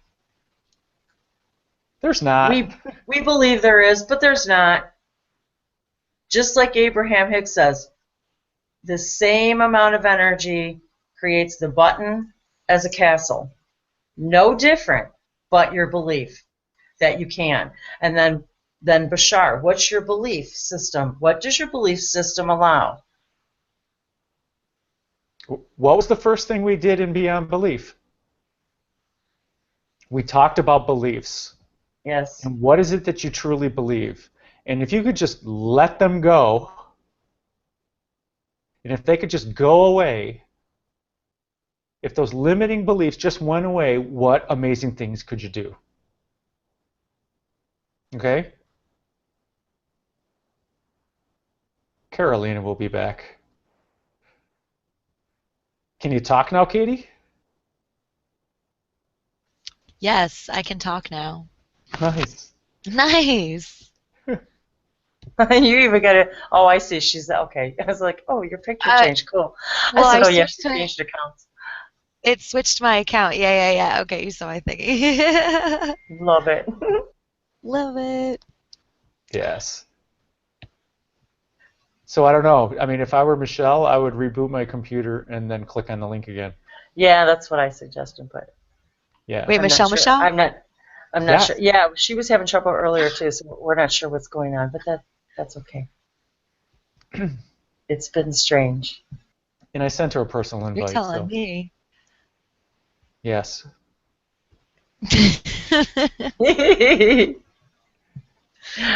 Okay, I'll say hi too since everybody's on camera. Hi guys. Okay. Oh, welcome back. I'm just kind of ragged today. I was like, oh. You're beautiful. Oh, thank you, sweet pea. I'll take my glasses off. So Wendy, they're lining up to say stuff. You know that. Okie doke. Well, did you want to do a meditation? Yes, I do. Yeah, we can talk afterwards. Hey, thanks for hanging out. Thanks for hanging out, Frank. Oh, you remembered my name. That's awesome. Yeah. Oh, totally. Are you kidding? Frank is a very easy name. No, I'm listening and I'm just trying to absorb as much as I can. So Excellent. cool. Well, I just figured since everybody was on camera, I would just say hi. I didn't want to be the only one being sociable. Okay. Yeah, a lot of times I would just switch off because I'm eating and I try not to put myself on. That's okay. We get it. See, I'm drinking my water. That's why sometimes we just switch off. So anyway, we get it. It's all good. I just wanted to say hi and thanks for hanging out. No problem. I'm enjoying it. Great. We are too. So let's take a moment then think about what you want to create, or think about what you want to bring into your life. Write it down. I've got a notepad up here, so I'm just going to start, typing away and stating to the universe what I would like to bring into my life. Be as crazy as you want. You don't have to manifest it today. Okay? It could be, oh, gee, I want that $1 million house. If you have a belief system, if you have a belief that that $1 million house, that you can't have it, why do you have that belief? Why is it? I mean, yes, we were taught economics, we were taught this, we were taught that, we were taught this, but maybe those are beliefs that you need to release to allow that to come into your life a lot faster. Instead of, oh, I need to save for 40 years so that I can have my $1 million and buy that $1 million house. The other side too, though, sorry, Will, I was just had an idea though about that the other side of that too, though, is that sometimes when you allow to go ahead, when we finally allow that belief to fall away, that we can't manifest the big thing, sometimes in the belief that we finally realize we can, sometimes we realize we don't even need it. That wasn't what the thing was that was going to make us happy anyway. And sometimes that's part of the journey, that believing you can do it, and once you believe you can do it, and then you believe you can do anything, well, then you start to think, well, is that really what would make me happy? And sometimes the answer is, hell yeah. And there's nothing wrong with that, It's like, yeah. But sometimes, by virtue of believing what you can do, it leads us to the thing that we're really supposed to do that brings us far more happiness than, let's say, that $1 million, But that was an experience that I had too, where the things that I wanted, and actually when I got it, it wasn't as fulfilling that time when I got it, and it was something that probably I didn't even need. And I found that since I've been trying to keep myself in center, my wants has been a lot different than the past. Right before, it was like, oh, I would love to have this car, and I would love to. Now it's like, I would love to have a garden, or I would like to, go fishing. It's like really simplistic things that I really love doing. I actually gravitate towards, instead of having these things that I used to have in the past, because I used to think that these things will make me much happier, much more fulfilling, which I kind of realized when I started my spiritual path, in a sense. Oh, precisely. That's perfectly said. It's like, Yes, definitely. Don't we change our view of what a successful day is? Like, it used to be that what we would put a successful day is that you accomplished 1 million things that really didn't matter, and for most of it for people who really didn't matter. But now the focus is, wow, today a successful day is I spent today in the garden. I got to be with my pets, or I got to, whatever that feeds our soul. That's our new idea of success. So Wendy, let's take a couple minutes and talk about what you've been doing with your weekly hangout, and how has it affected you? It's perfect timing. Oh, jeez. So what's the topic? Okay, so the topic is Know Thyself, and it is about self-love. And anybody out there who knows who Bashar is, and Daryl Anka, who channels Bashar, Bashar does events, and he's from the Shikani, the Sasani civilization, and he, in one of his events, presented a set of tools, we'll call them. He calls them permission slips.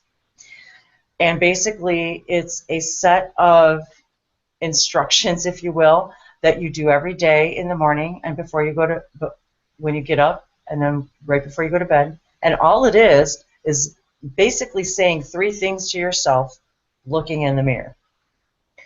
And each day is different, and each day of the week is laid out in that they're laid out in such a way that they, on Monday is air, Tuesday is water, Wednesday is food, and so on. And they're laid out in such a way that the human body cannot live without, in that order. So the very first thing that you can't live without is air, the second is water, food, etc.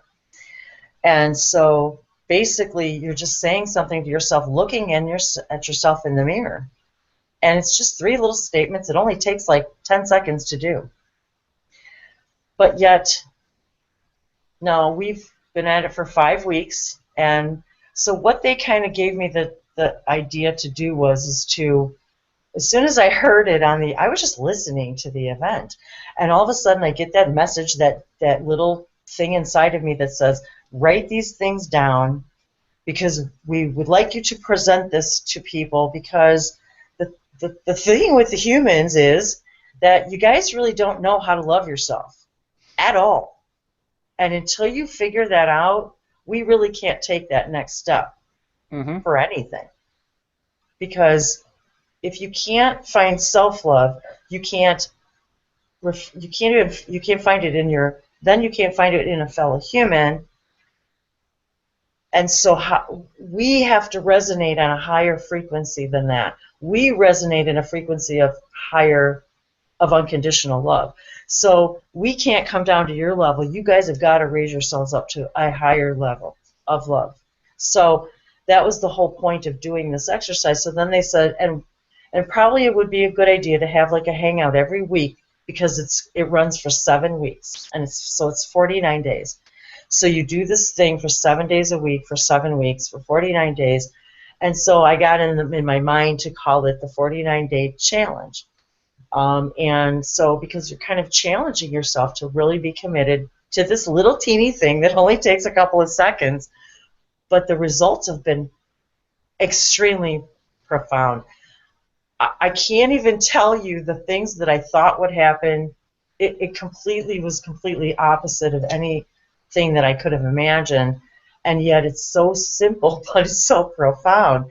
So I did like this initial hangout, where I explained what it was and the process, and then from that point forward, we did a hangout every week, and we're on 5 weeks now, and that's all it's about, is these little things but just by this looking at yourself in the mirror, it's almost like you're opening this new door, this new gate, this new, like we really are.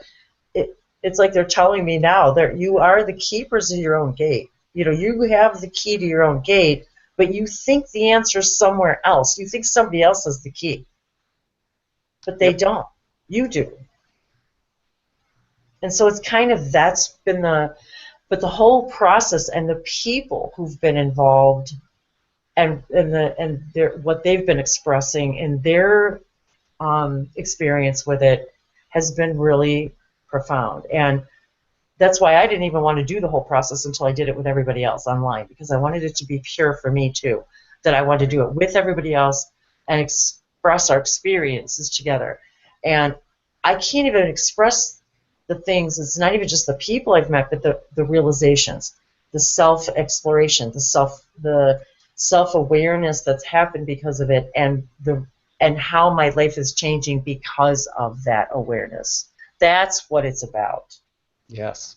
And it's all about self-love, and it's so elusive to the human collective. And yet it's what everybody's looking for, and yet what nobody can seem to really find, yet because we're too afraid to look at ourselves in the eye in the mirror, and we're too afraid to look at our humans in the eye, and sometimes it's easier to look at somebody else than it is ourselves. Absolutely true. So that's really the gist of it, is this whole self-love and that just finding that connection. Because once we find that as a human collective, now we can reach out to the higher higher understanding, higher. And that's the thing too, is it opens up a whole bunch of doors. It opens up like even the ability to understand higher and deeper concepts. So Yes. anyway, Yes. that's the gist of it. Yes, it's awesome, Wendy. I like your event that you've been doing. It's good. It works. Oh, thank you, sweetie. It's wonderful here to hear people being brave enough to actually do it and look at themselves and be committed for 49 days to doing something for themselves. It only takes a couple of seconds, yet we have to ask ourselves, why would we ever deny ourselves that? But yet we're too busy. We don't. There's a billion reasons why not to practice self-love, and they're all an illusion. I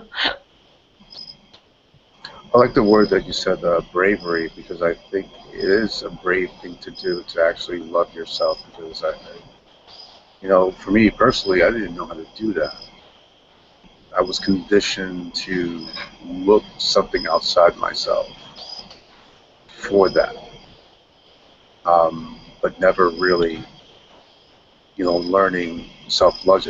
And it's really a sense of freedom too for me when I was able to do something like that, where I was able to let go of things and not try to look for happiness outside myself. So yes, it does take some form of courage to do that. It took years. You hear it. You hear it say you should do this, but it was a little bit more than that. I had to experience constant heartbreak. Rumi says something about, how could I open your heart if I don't constantly break it? And then it'll crack. And I think that's what happened one time. It just cracked, and I was able to open myself, to that type of vulnerability. Yes, vulnerability. Yeah. And it was the most disturbing thing I ever heard is, for a person to say you become vulnerable. I was like, no, that doesn't compute. The rational mind is not telling you that. It's like, no. But when it comes to the heart, it starts making sense. And funny, I even did a video that said exactly that. Vulnerability is the source of your strength. That was the title. I agree. That's awesome, Wendy. I'll have to watch that one. That's a beautiful way to put it. Hey, I didn't say it. I can't take the credit. They did. Yeah, they did. They did. But I heard your voice and you said it, so I'm giving you some credit. Well, thank you very much. I guess we all have to take just a tad of the credit for being the messenger, right? Because that's part of self-love. Why can't we take credit? And I'm just as guilty, you guys. See, I have learned more about myself in this whole process about that because I'm just as bad at all of this as everybody else. So, and that's part of it is why can't we take credit when we do something well and embrace our uniqueness? We get all like goofy, or we deflect it, or we make a joke out of it, or we don't, so thank you. That's what we need to say. Thank you. Thank you. Because it's somebody who's really giving you an honest portrayal of their appreciation. And if you don't acknowledge it, you're not completing the energetic cycle. You don't feed them back what they're looking for, because if I put yourself in their shoes. Now, if I were to say to you, well, Katie, all of you, thank you for being here. I truly am appreciative of what you've brought here today. And if somebody deflects it because they don't feel worthy of my gratitude to them, it makes the other person feel as if that your appreciation isn't being acknowledged. That's an important cycle to complete that many of us don't know how to do because we don't feel worthy of the compliment. So thank you. Well, thank you. Thank you.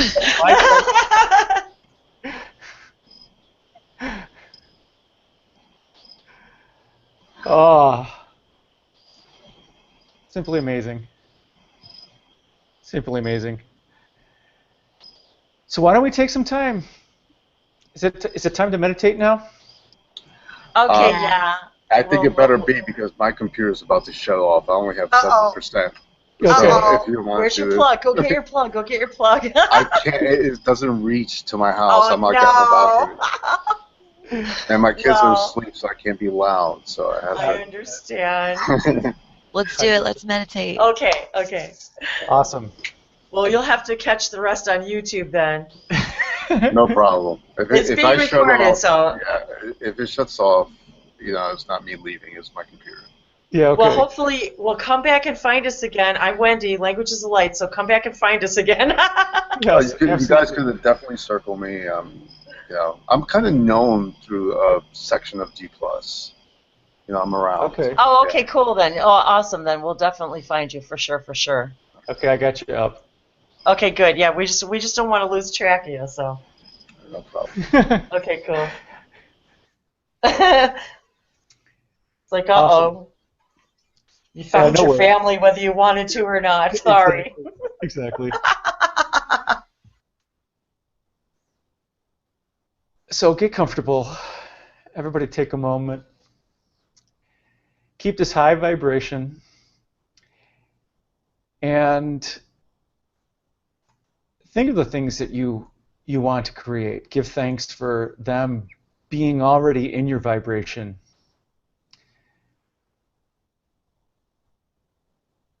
Yeah, I was wondering what you were saying. Love you, Sids.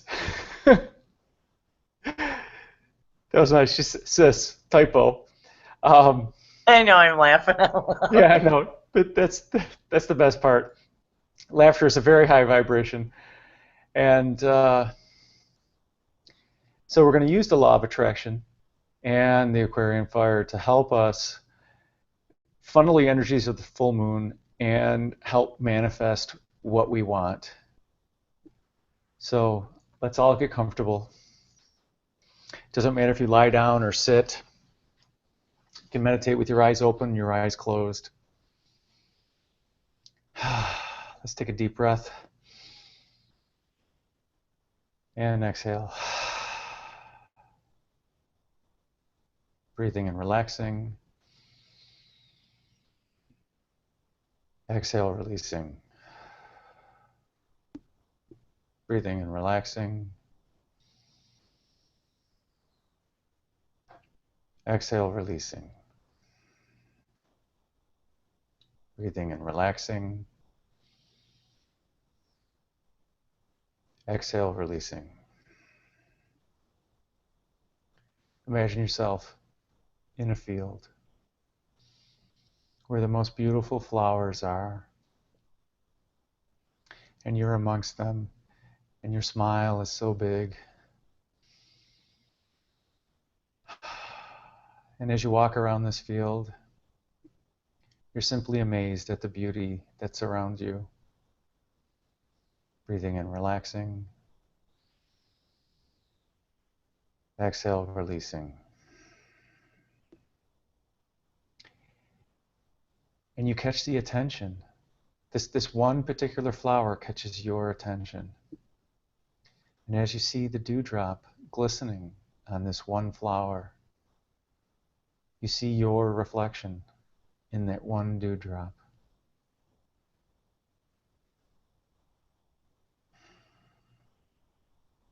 And in your reflection, you see a glimmer of light. This is no ordinary light. This is a reflection of your bright light from your eternal flame. Allow this light to enter your soul. Allow this light to take you on a journey.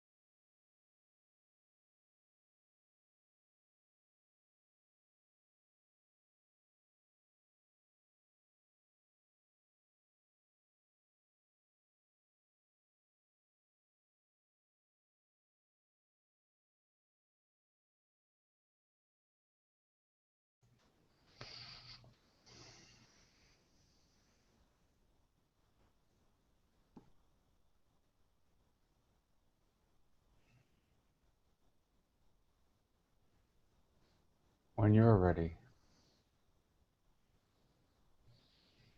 slowly bring your awareness back to the here and now.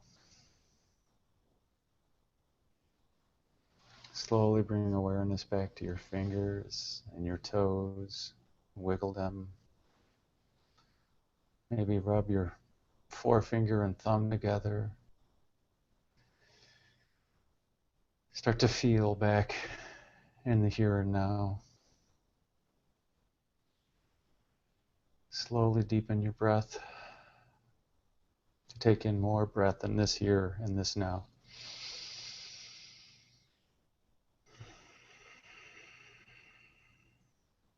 And when you're ready, slowly open your eyes.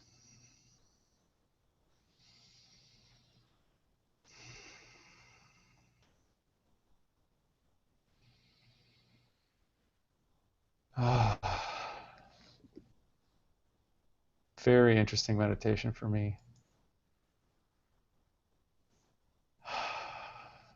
Take a moment, if you wish, to write down what you saw in your meditation. I'm going to take like 2 minutes and quick write them down.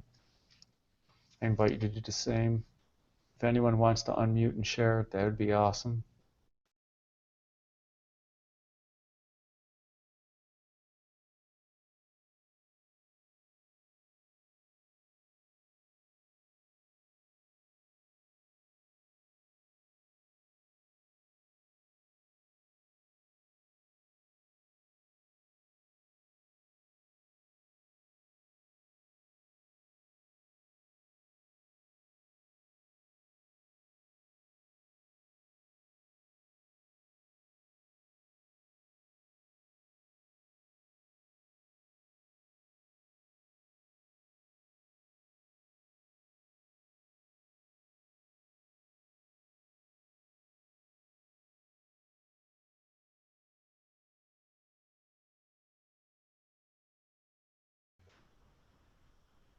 Hello.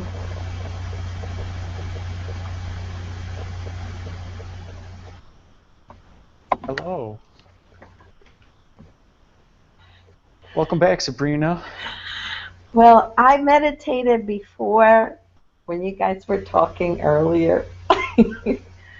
I went and got lost, and I was trying to. So there is this shaman. I believe he's Mayan. That it's trying to communicate with me. Uh-huh. He's been showing me a lot of things with my third eye.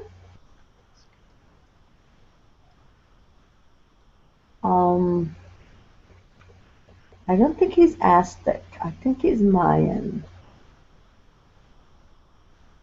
I can't tell.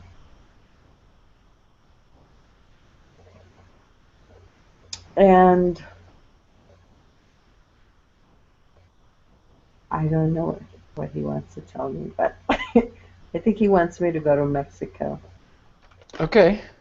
I think that's what it is. So he wants me to go over there and do some stuff with that. Since we both have 2 lives there at the pyramid. Okay. So that was where I was getting lost. And he took me inside one of the pyramids, now. Uh-huh. And I looked up and I see like the very top of it. So it's somewhere. And yeah. Started feeling some energy there. Yes. So yes. So that was it. That was my meditation. That's it. He's awesome. Oh, you can see him? Uh-huh. Is he telling you anything? No, he's just dancing right now. Did he dance for you? No. He was Okay. very serious. Okay. He had a very serious face for me. Well, that's what I saw at the beginning. Yeah. He had several lifetimes in the Mayan Empire. Who? Your shaman. Oh. Yeah. Because I keep seeing like 3 different faces cycle through, and 3 different headdresses. Yes. He had. Can you see the mask that he's wearing? Okay, now I do. Is it dark for you? Like it's very dark. Can you tell what it's made out of?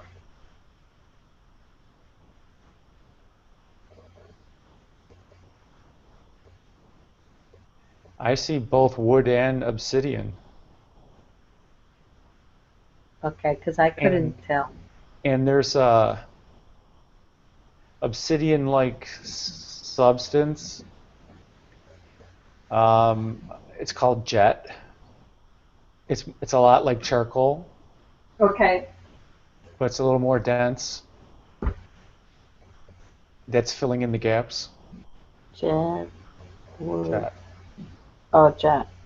J-E-T. Okay. And obsidian. Yeah, because I saw it as black. Uh-huh. But I couldn't distinguish exactly what it was made out of. Mm-hmm. I see crushed obsidian and crushed jet being. They baked the wood mask and then rubbed and pushed in the jet and obsidian. Do you see it a little sparkly here and there? No, it just seemed very dark. Okay. For me, Mm-hmm. it just showed up like very dark, and I could see his face, the color of his skin, and his mouth, Mm-hmm. and he seemed very serious, like because he came very close to my face. Right. So he was very close to me, and he's been showing me just different things from the pyramids. Right. And I think there's this whole ritual and thing he wants me to do, and Yep. Yep. Yep. so because he wants me. Oh, what is that pyramid? What is that one called? One of the more well-known ones. I always forget the name. Giza? No, in Mexico. Oh, in Mexico. I don't remember now. So, but I think it's interesting. We were trying to figure out what the mask was made out of. Thank you. You're welcome. Say hello to him. Tell him to smile. The first incarnation I saw of him with minimal headdress, he was smiling. Oh, he was. Yes. He's not smiling for me. Okay. Well, did you try smiling at him? Well, he was like right on my face. So it was kind of hard to smile. Just like you did. That's what I did. That's what I went back like that. I was like, yeah. Huh? Just know that you're awesome and then smile just because you're awesome. And anybody who's near you is going to get in the awesome. Okay. I'll just tell him. I'll tell him a knock-knock joke. There you go.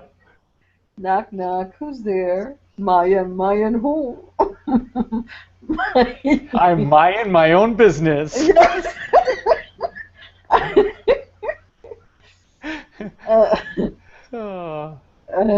Okay. Exactly. Okay. He'll say, okay, let's get to work. Enough of that. Yeah. That's usually how they approach me. Let's get to work. Well, you and he both, he's very good at shadow work. Oh. Which is what that mask symbolizes. Oh. Ah. Got it now. Yes. Yeah. Awesome, Katie. Thanks for showing up. Oh, okay. That's what he's good at. Well, he's good at lots of things, Well, yeah, obviously. but he's got some ceremonies. There are ceremony and ritual play a good part in clearing and celebrating. I like to see it all as a celebration. Yeah, and there's he's also going to impart lots of info Yes.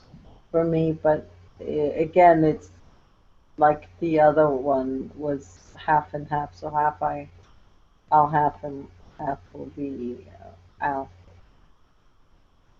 Yes. So Awesome. yes, that's what Mont had told me, a while back. Uh-huh. Yeah, I miss her.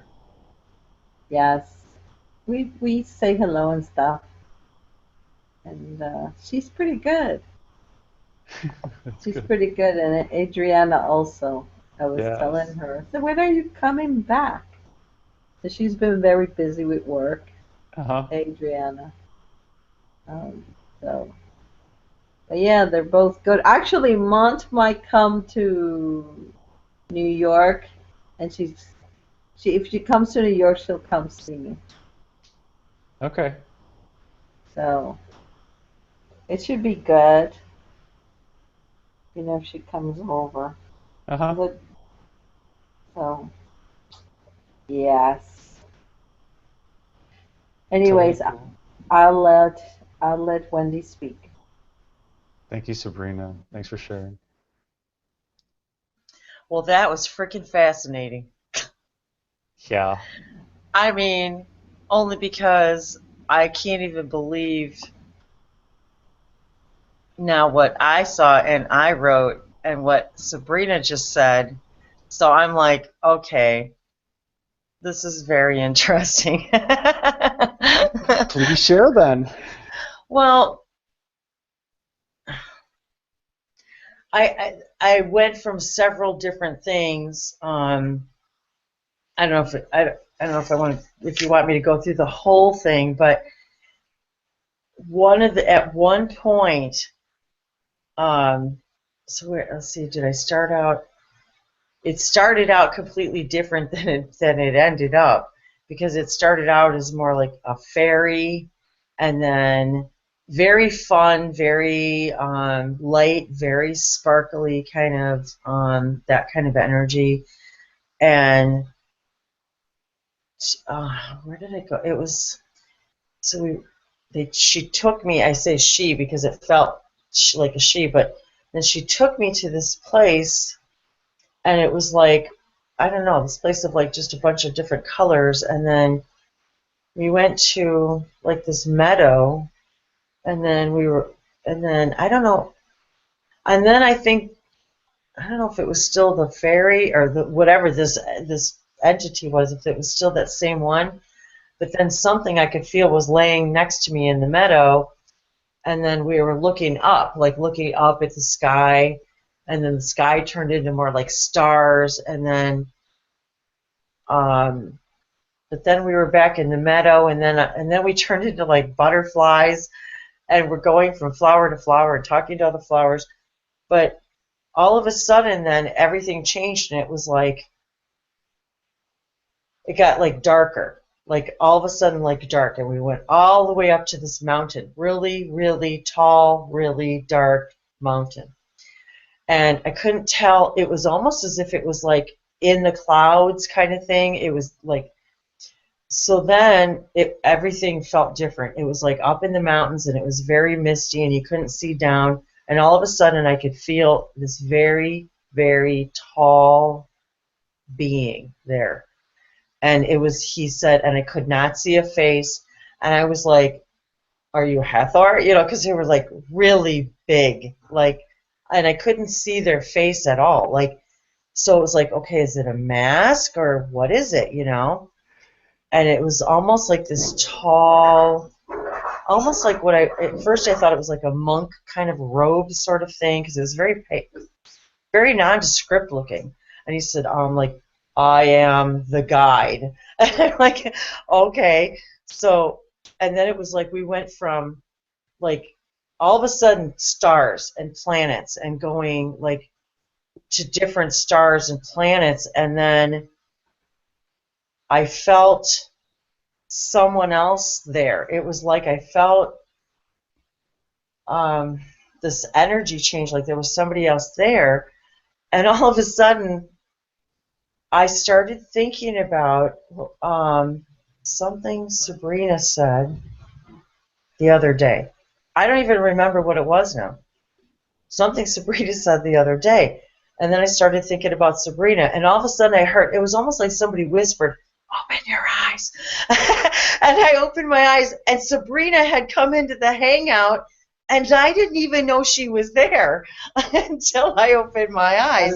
I was like, okay, that was freaking freaky. I was like, all right. And so, and then, but when you said that about the Mayan and the shaman, because when they took me planet to planet, he specifically said, I am your guide to Maya. And I was like, now, Jim has recently said something about the planet Maya and its connection to the Mayans. Now, I don't, so this is all very, very interesting. So when you said that, I was like, oh, okay, that's very interesting. And then I was trying to think what happened next.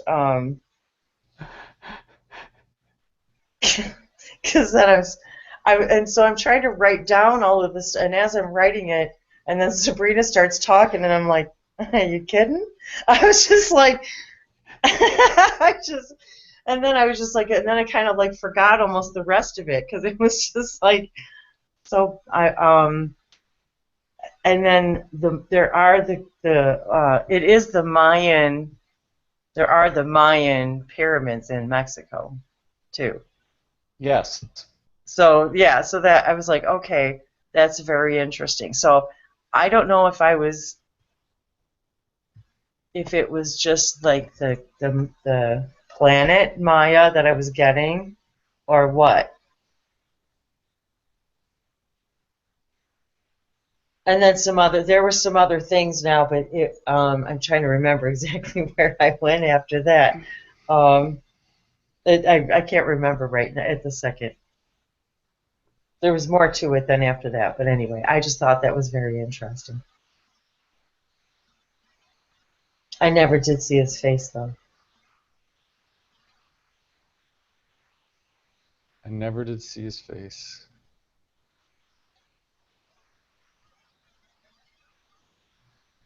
Interesting. And when I say tall, I mean tall, like taller than I can even describe tall. You know, Yes, I mean like. Yes. Yes. Well, there's also something else, but I can't say it live. Okay. Well, let me quick say what I got to say, and then we can say some blessings and go off air. Gotcha. Okay.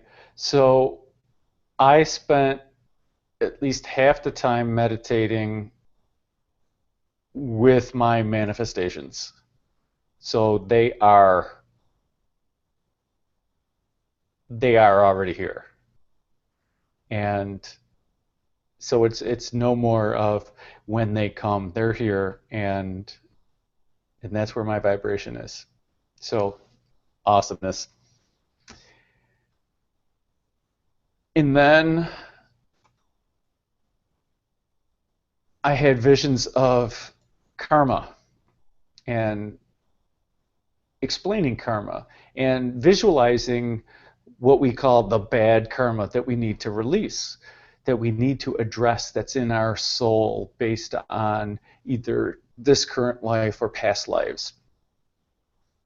And I think most people understand that concept of the karma that's in their soul that they need to take care of. And But they came and they explained that the good karma that's in your soul is still a weight on the balance, and that needs to be addressed as well. Okay? If you imagine your energy field as a big spinning disk, and any major event that happens that's deeply in your memory, ingrained, imprinted on your soul, is a weight on that spinning record. And the ultimate goal is for it to all be balanced. So either we address the issue or we place a weight on the other side to help balance it out. But still, the more weights that we have on it, the slower this thing's going to turn. So eventually our goal is to address all the items in our karmic energy field.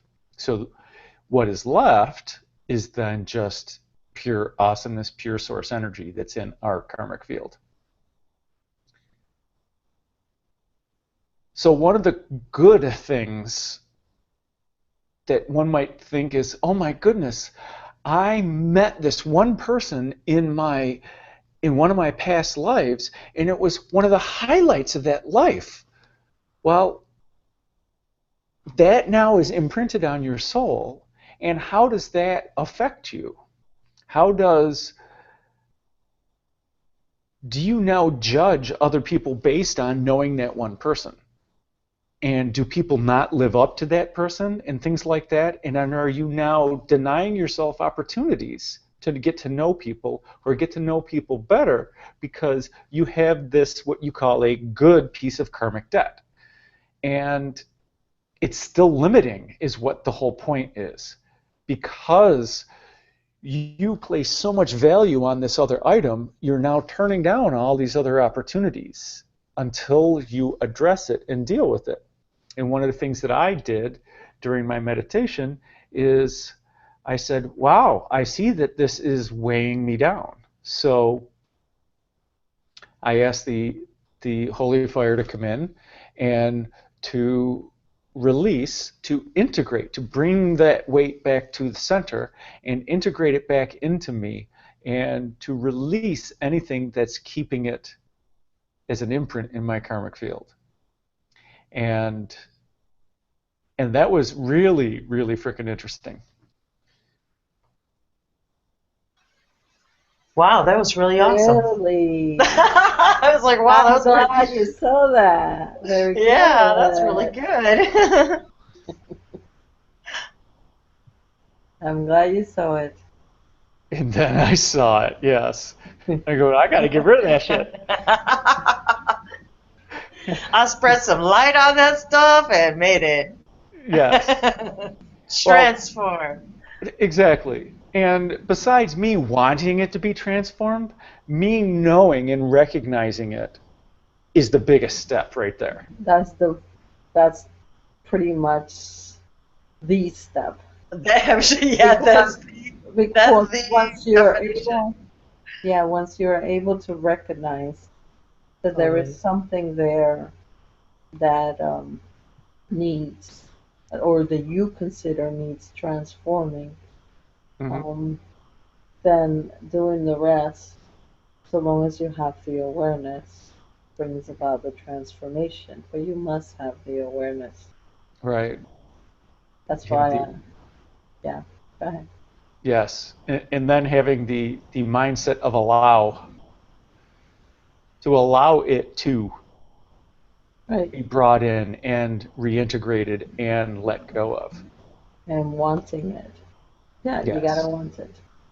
Yes. You gotta be aware of it, and you have to want it. And Ascension is awareness, isn't it? I mean, really, it's about becoming aware, and then the more you become aware that, yes, then the more you become more, well, the more you even become willing to want to be more aware. Many people have asked me that. Why do you dig so much, and why do you want to look so much into that stuff, and why do you want to analyze it? It's like, well, it's not that I'm analyzing, it's that I want to uncover it so I can bring it to the light and see what it is that's preventing me from being, the best person I can be, or the best human I can be, or to be the most joyous, really, Because isn't that what it's about? Because if you leave all that stuff undetected or not brought out to the light, we can't be all that we came here to be, really. Exactly. Yes. So having the self, the awareness of self. Yes. And what is limiting? Awesome. Yes. Awesome. So let's give some gratitude and do some quick blessings and go off air. So I thank everyone for joining. I thank everyone who's been in this hangout, all the people who have watched on YouTube, anyone who has ever gotten anything out of this. Thank you. Your energy is in here. Your energy has helped the meditation, has helped us release, has helped raise our vibrations to manifest, to bring it into our reality. Your contributions are highly appreciated. Thank you, thank you, thank you, thank you, thank you, thank you, thank you. Any blessings, ladies? I will save it. Oh, No, go right ahead. All right.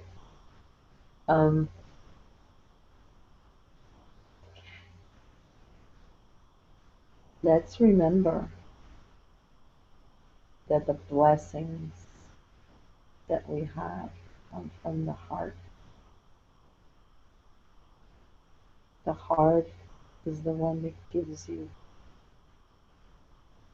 what you truly value and what is truly important for you. So there are basics in life that we need: food, shelter, and those things. But the most important thing is the cultivation of the heart, the manifestation of the self-awareness into your life. That having the awareness of you will manifest not only the best of you, but will manifest a better world for you and those around you. That what you are and what you're becoming is what you have always been. So, Eternal awesomeness. yes, keep all those things in mind.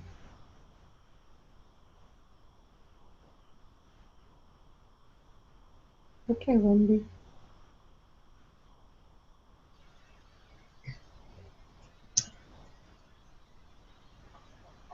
Self-awareness is truly knowing thyself. And knowing thyself really is the truest and purest form of expression, because when you know yourself, you lose all ideas of limitation.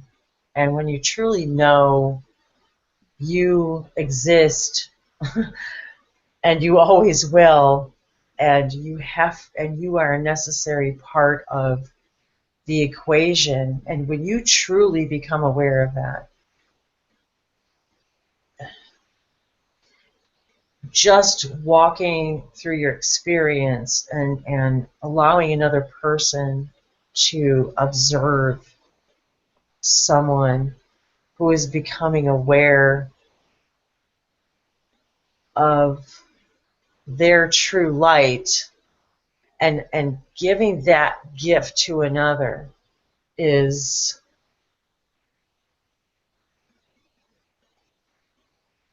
is the greatest gift you can give someone, is to become someone who loves themselves, because when you love yourself, you exude an unconditional love for all existence. All existence. And when we all can all exhibit this frequency of unconditional love, we can start to really begin to understand the illusion of separation. And that in and of itself, that awareness of yourself brings you to the complete understanding of your complete connectedness to all things, which seems like a paradox, but that's how you discover your connection to all things, is by knowing who you are. And that to me is the greatest blessing that I could give or receive. All said.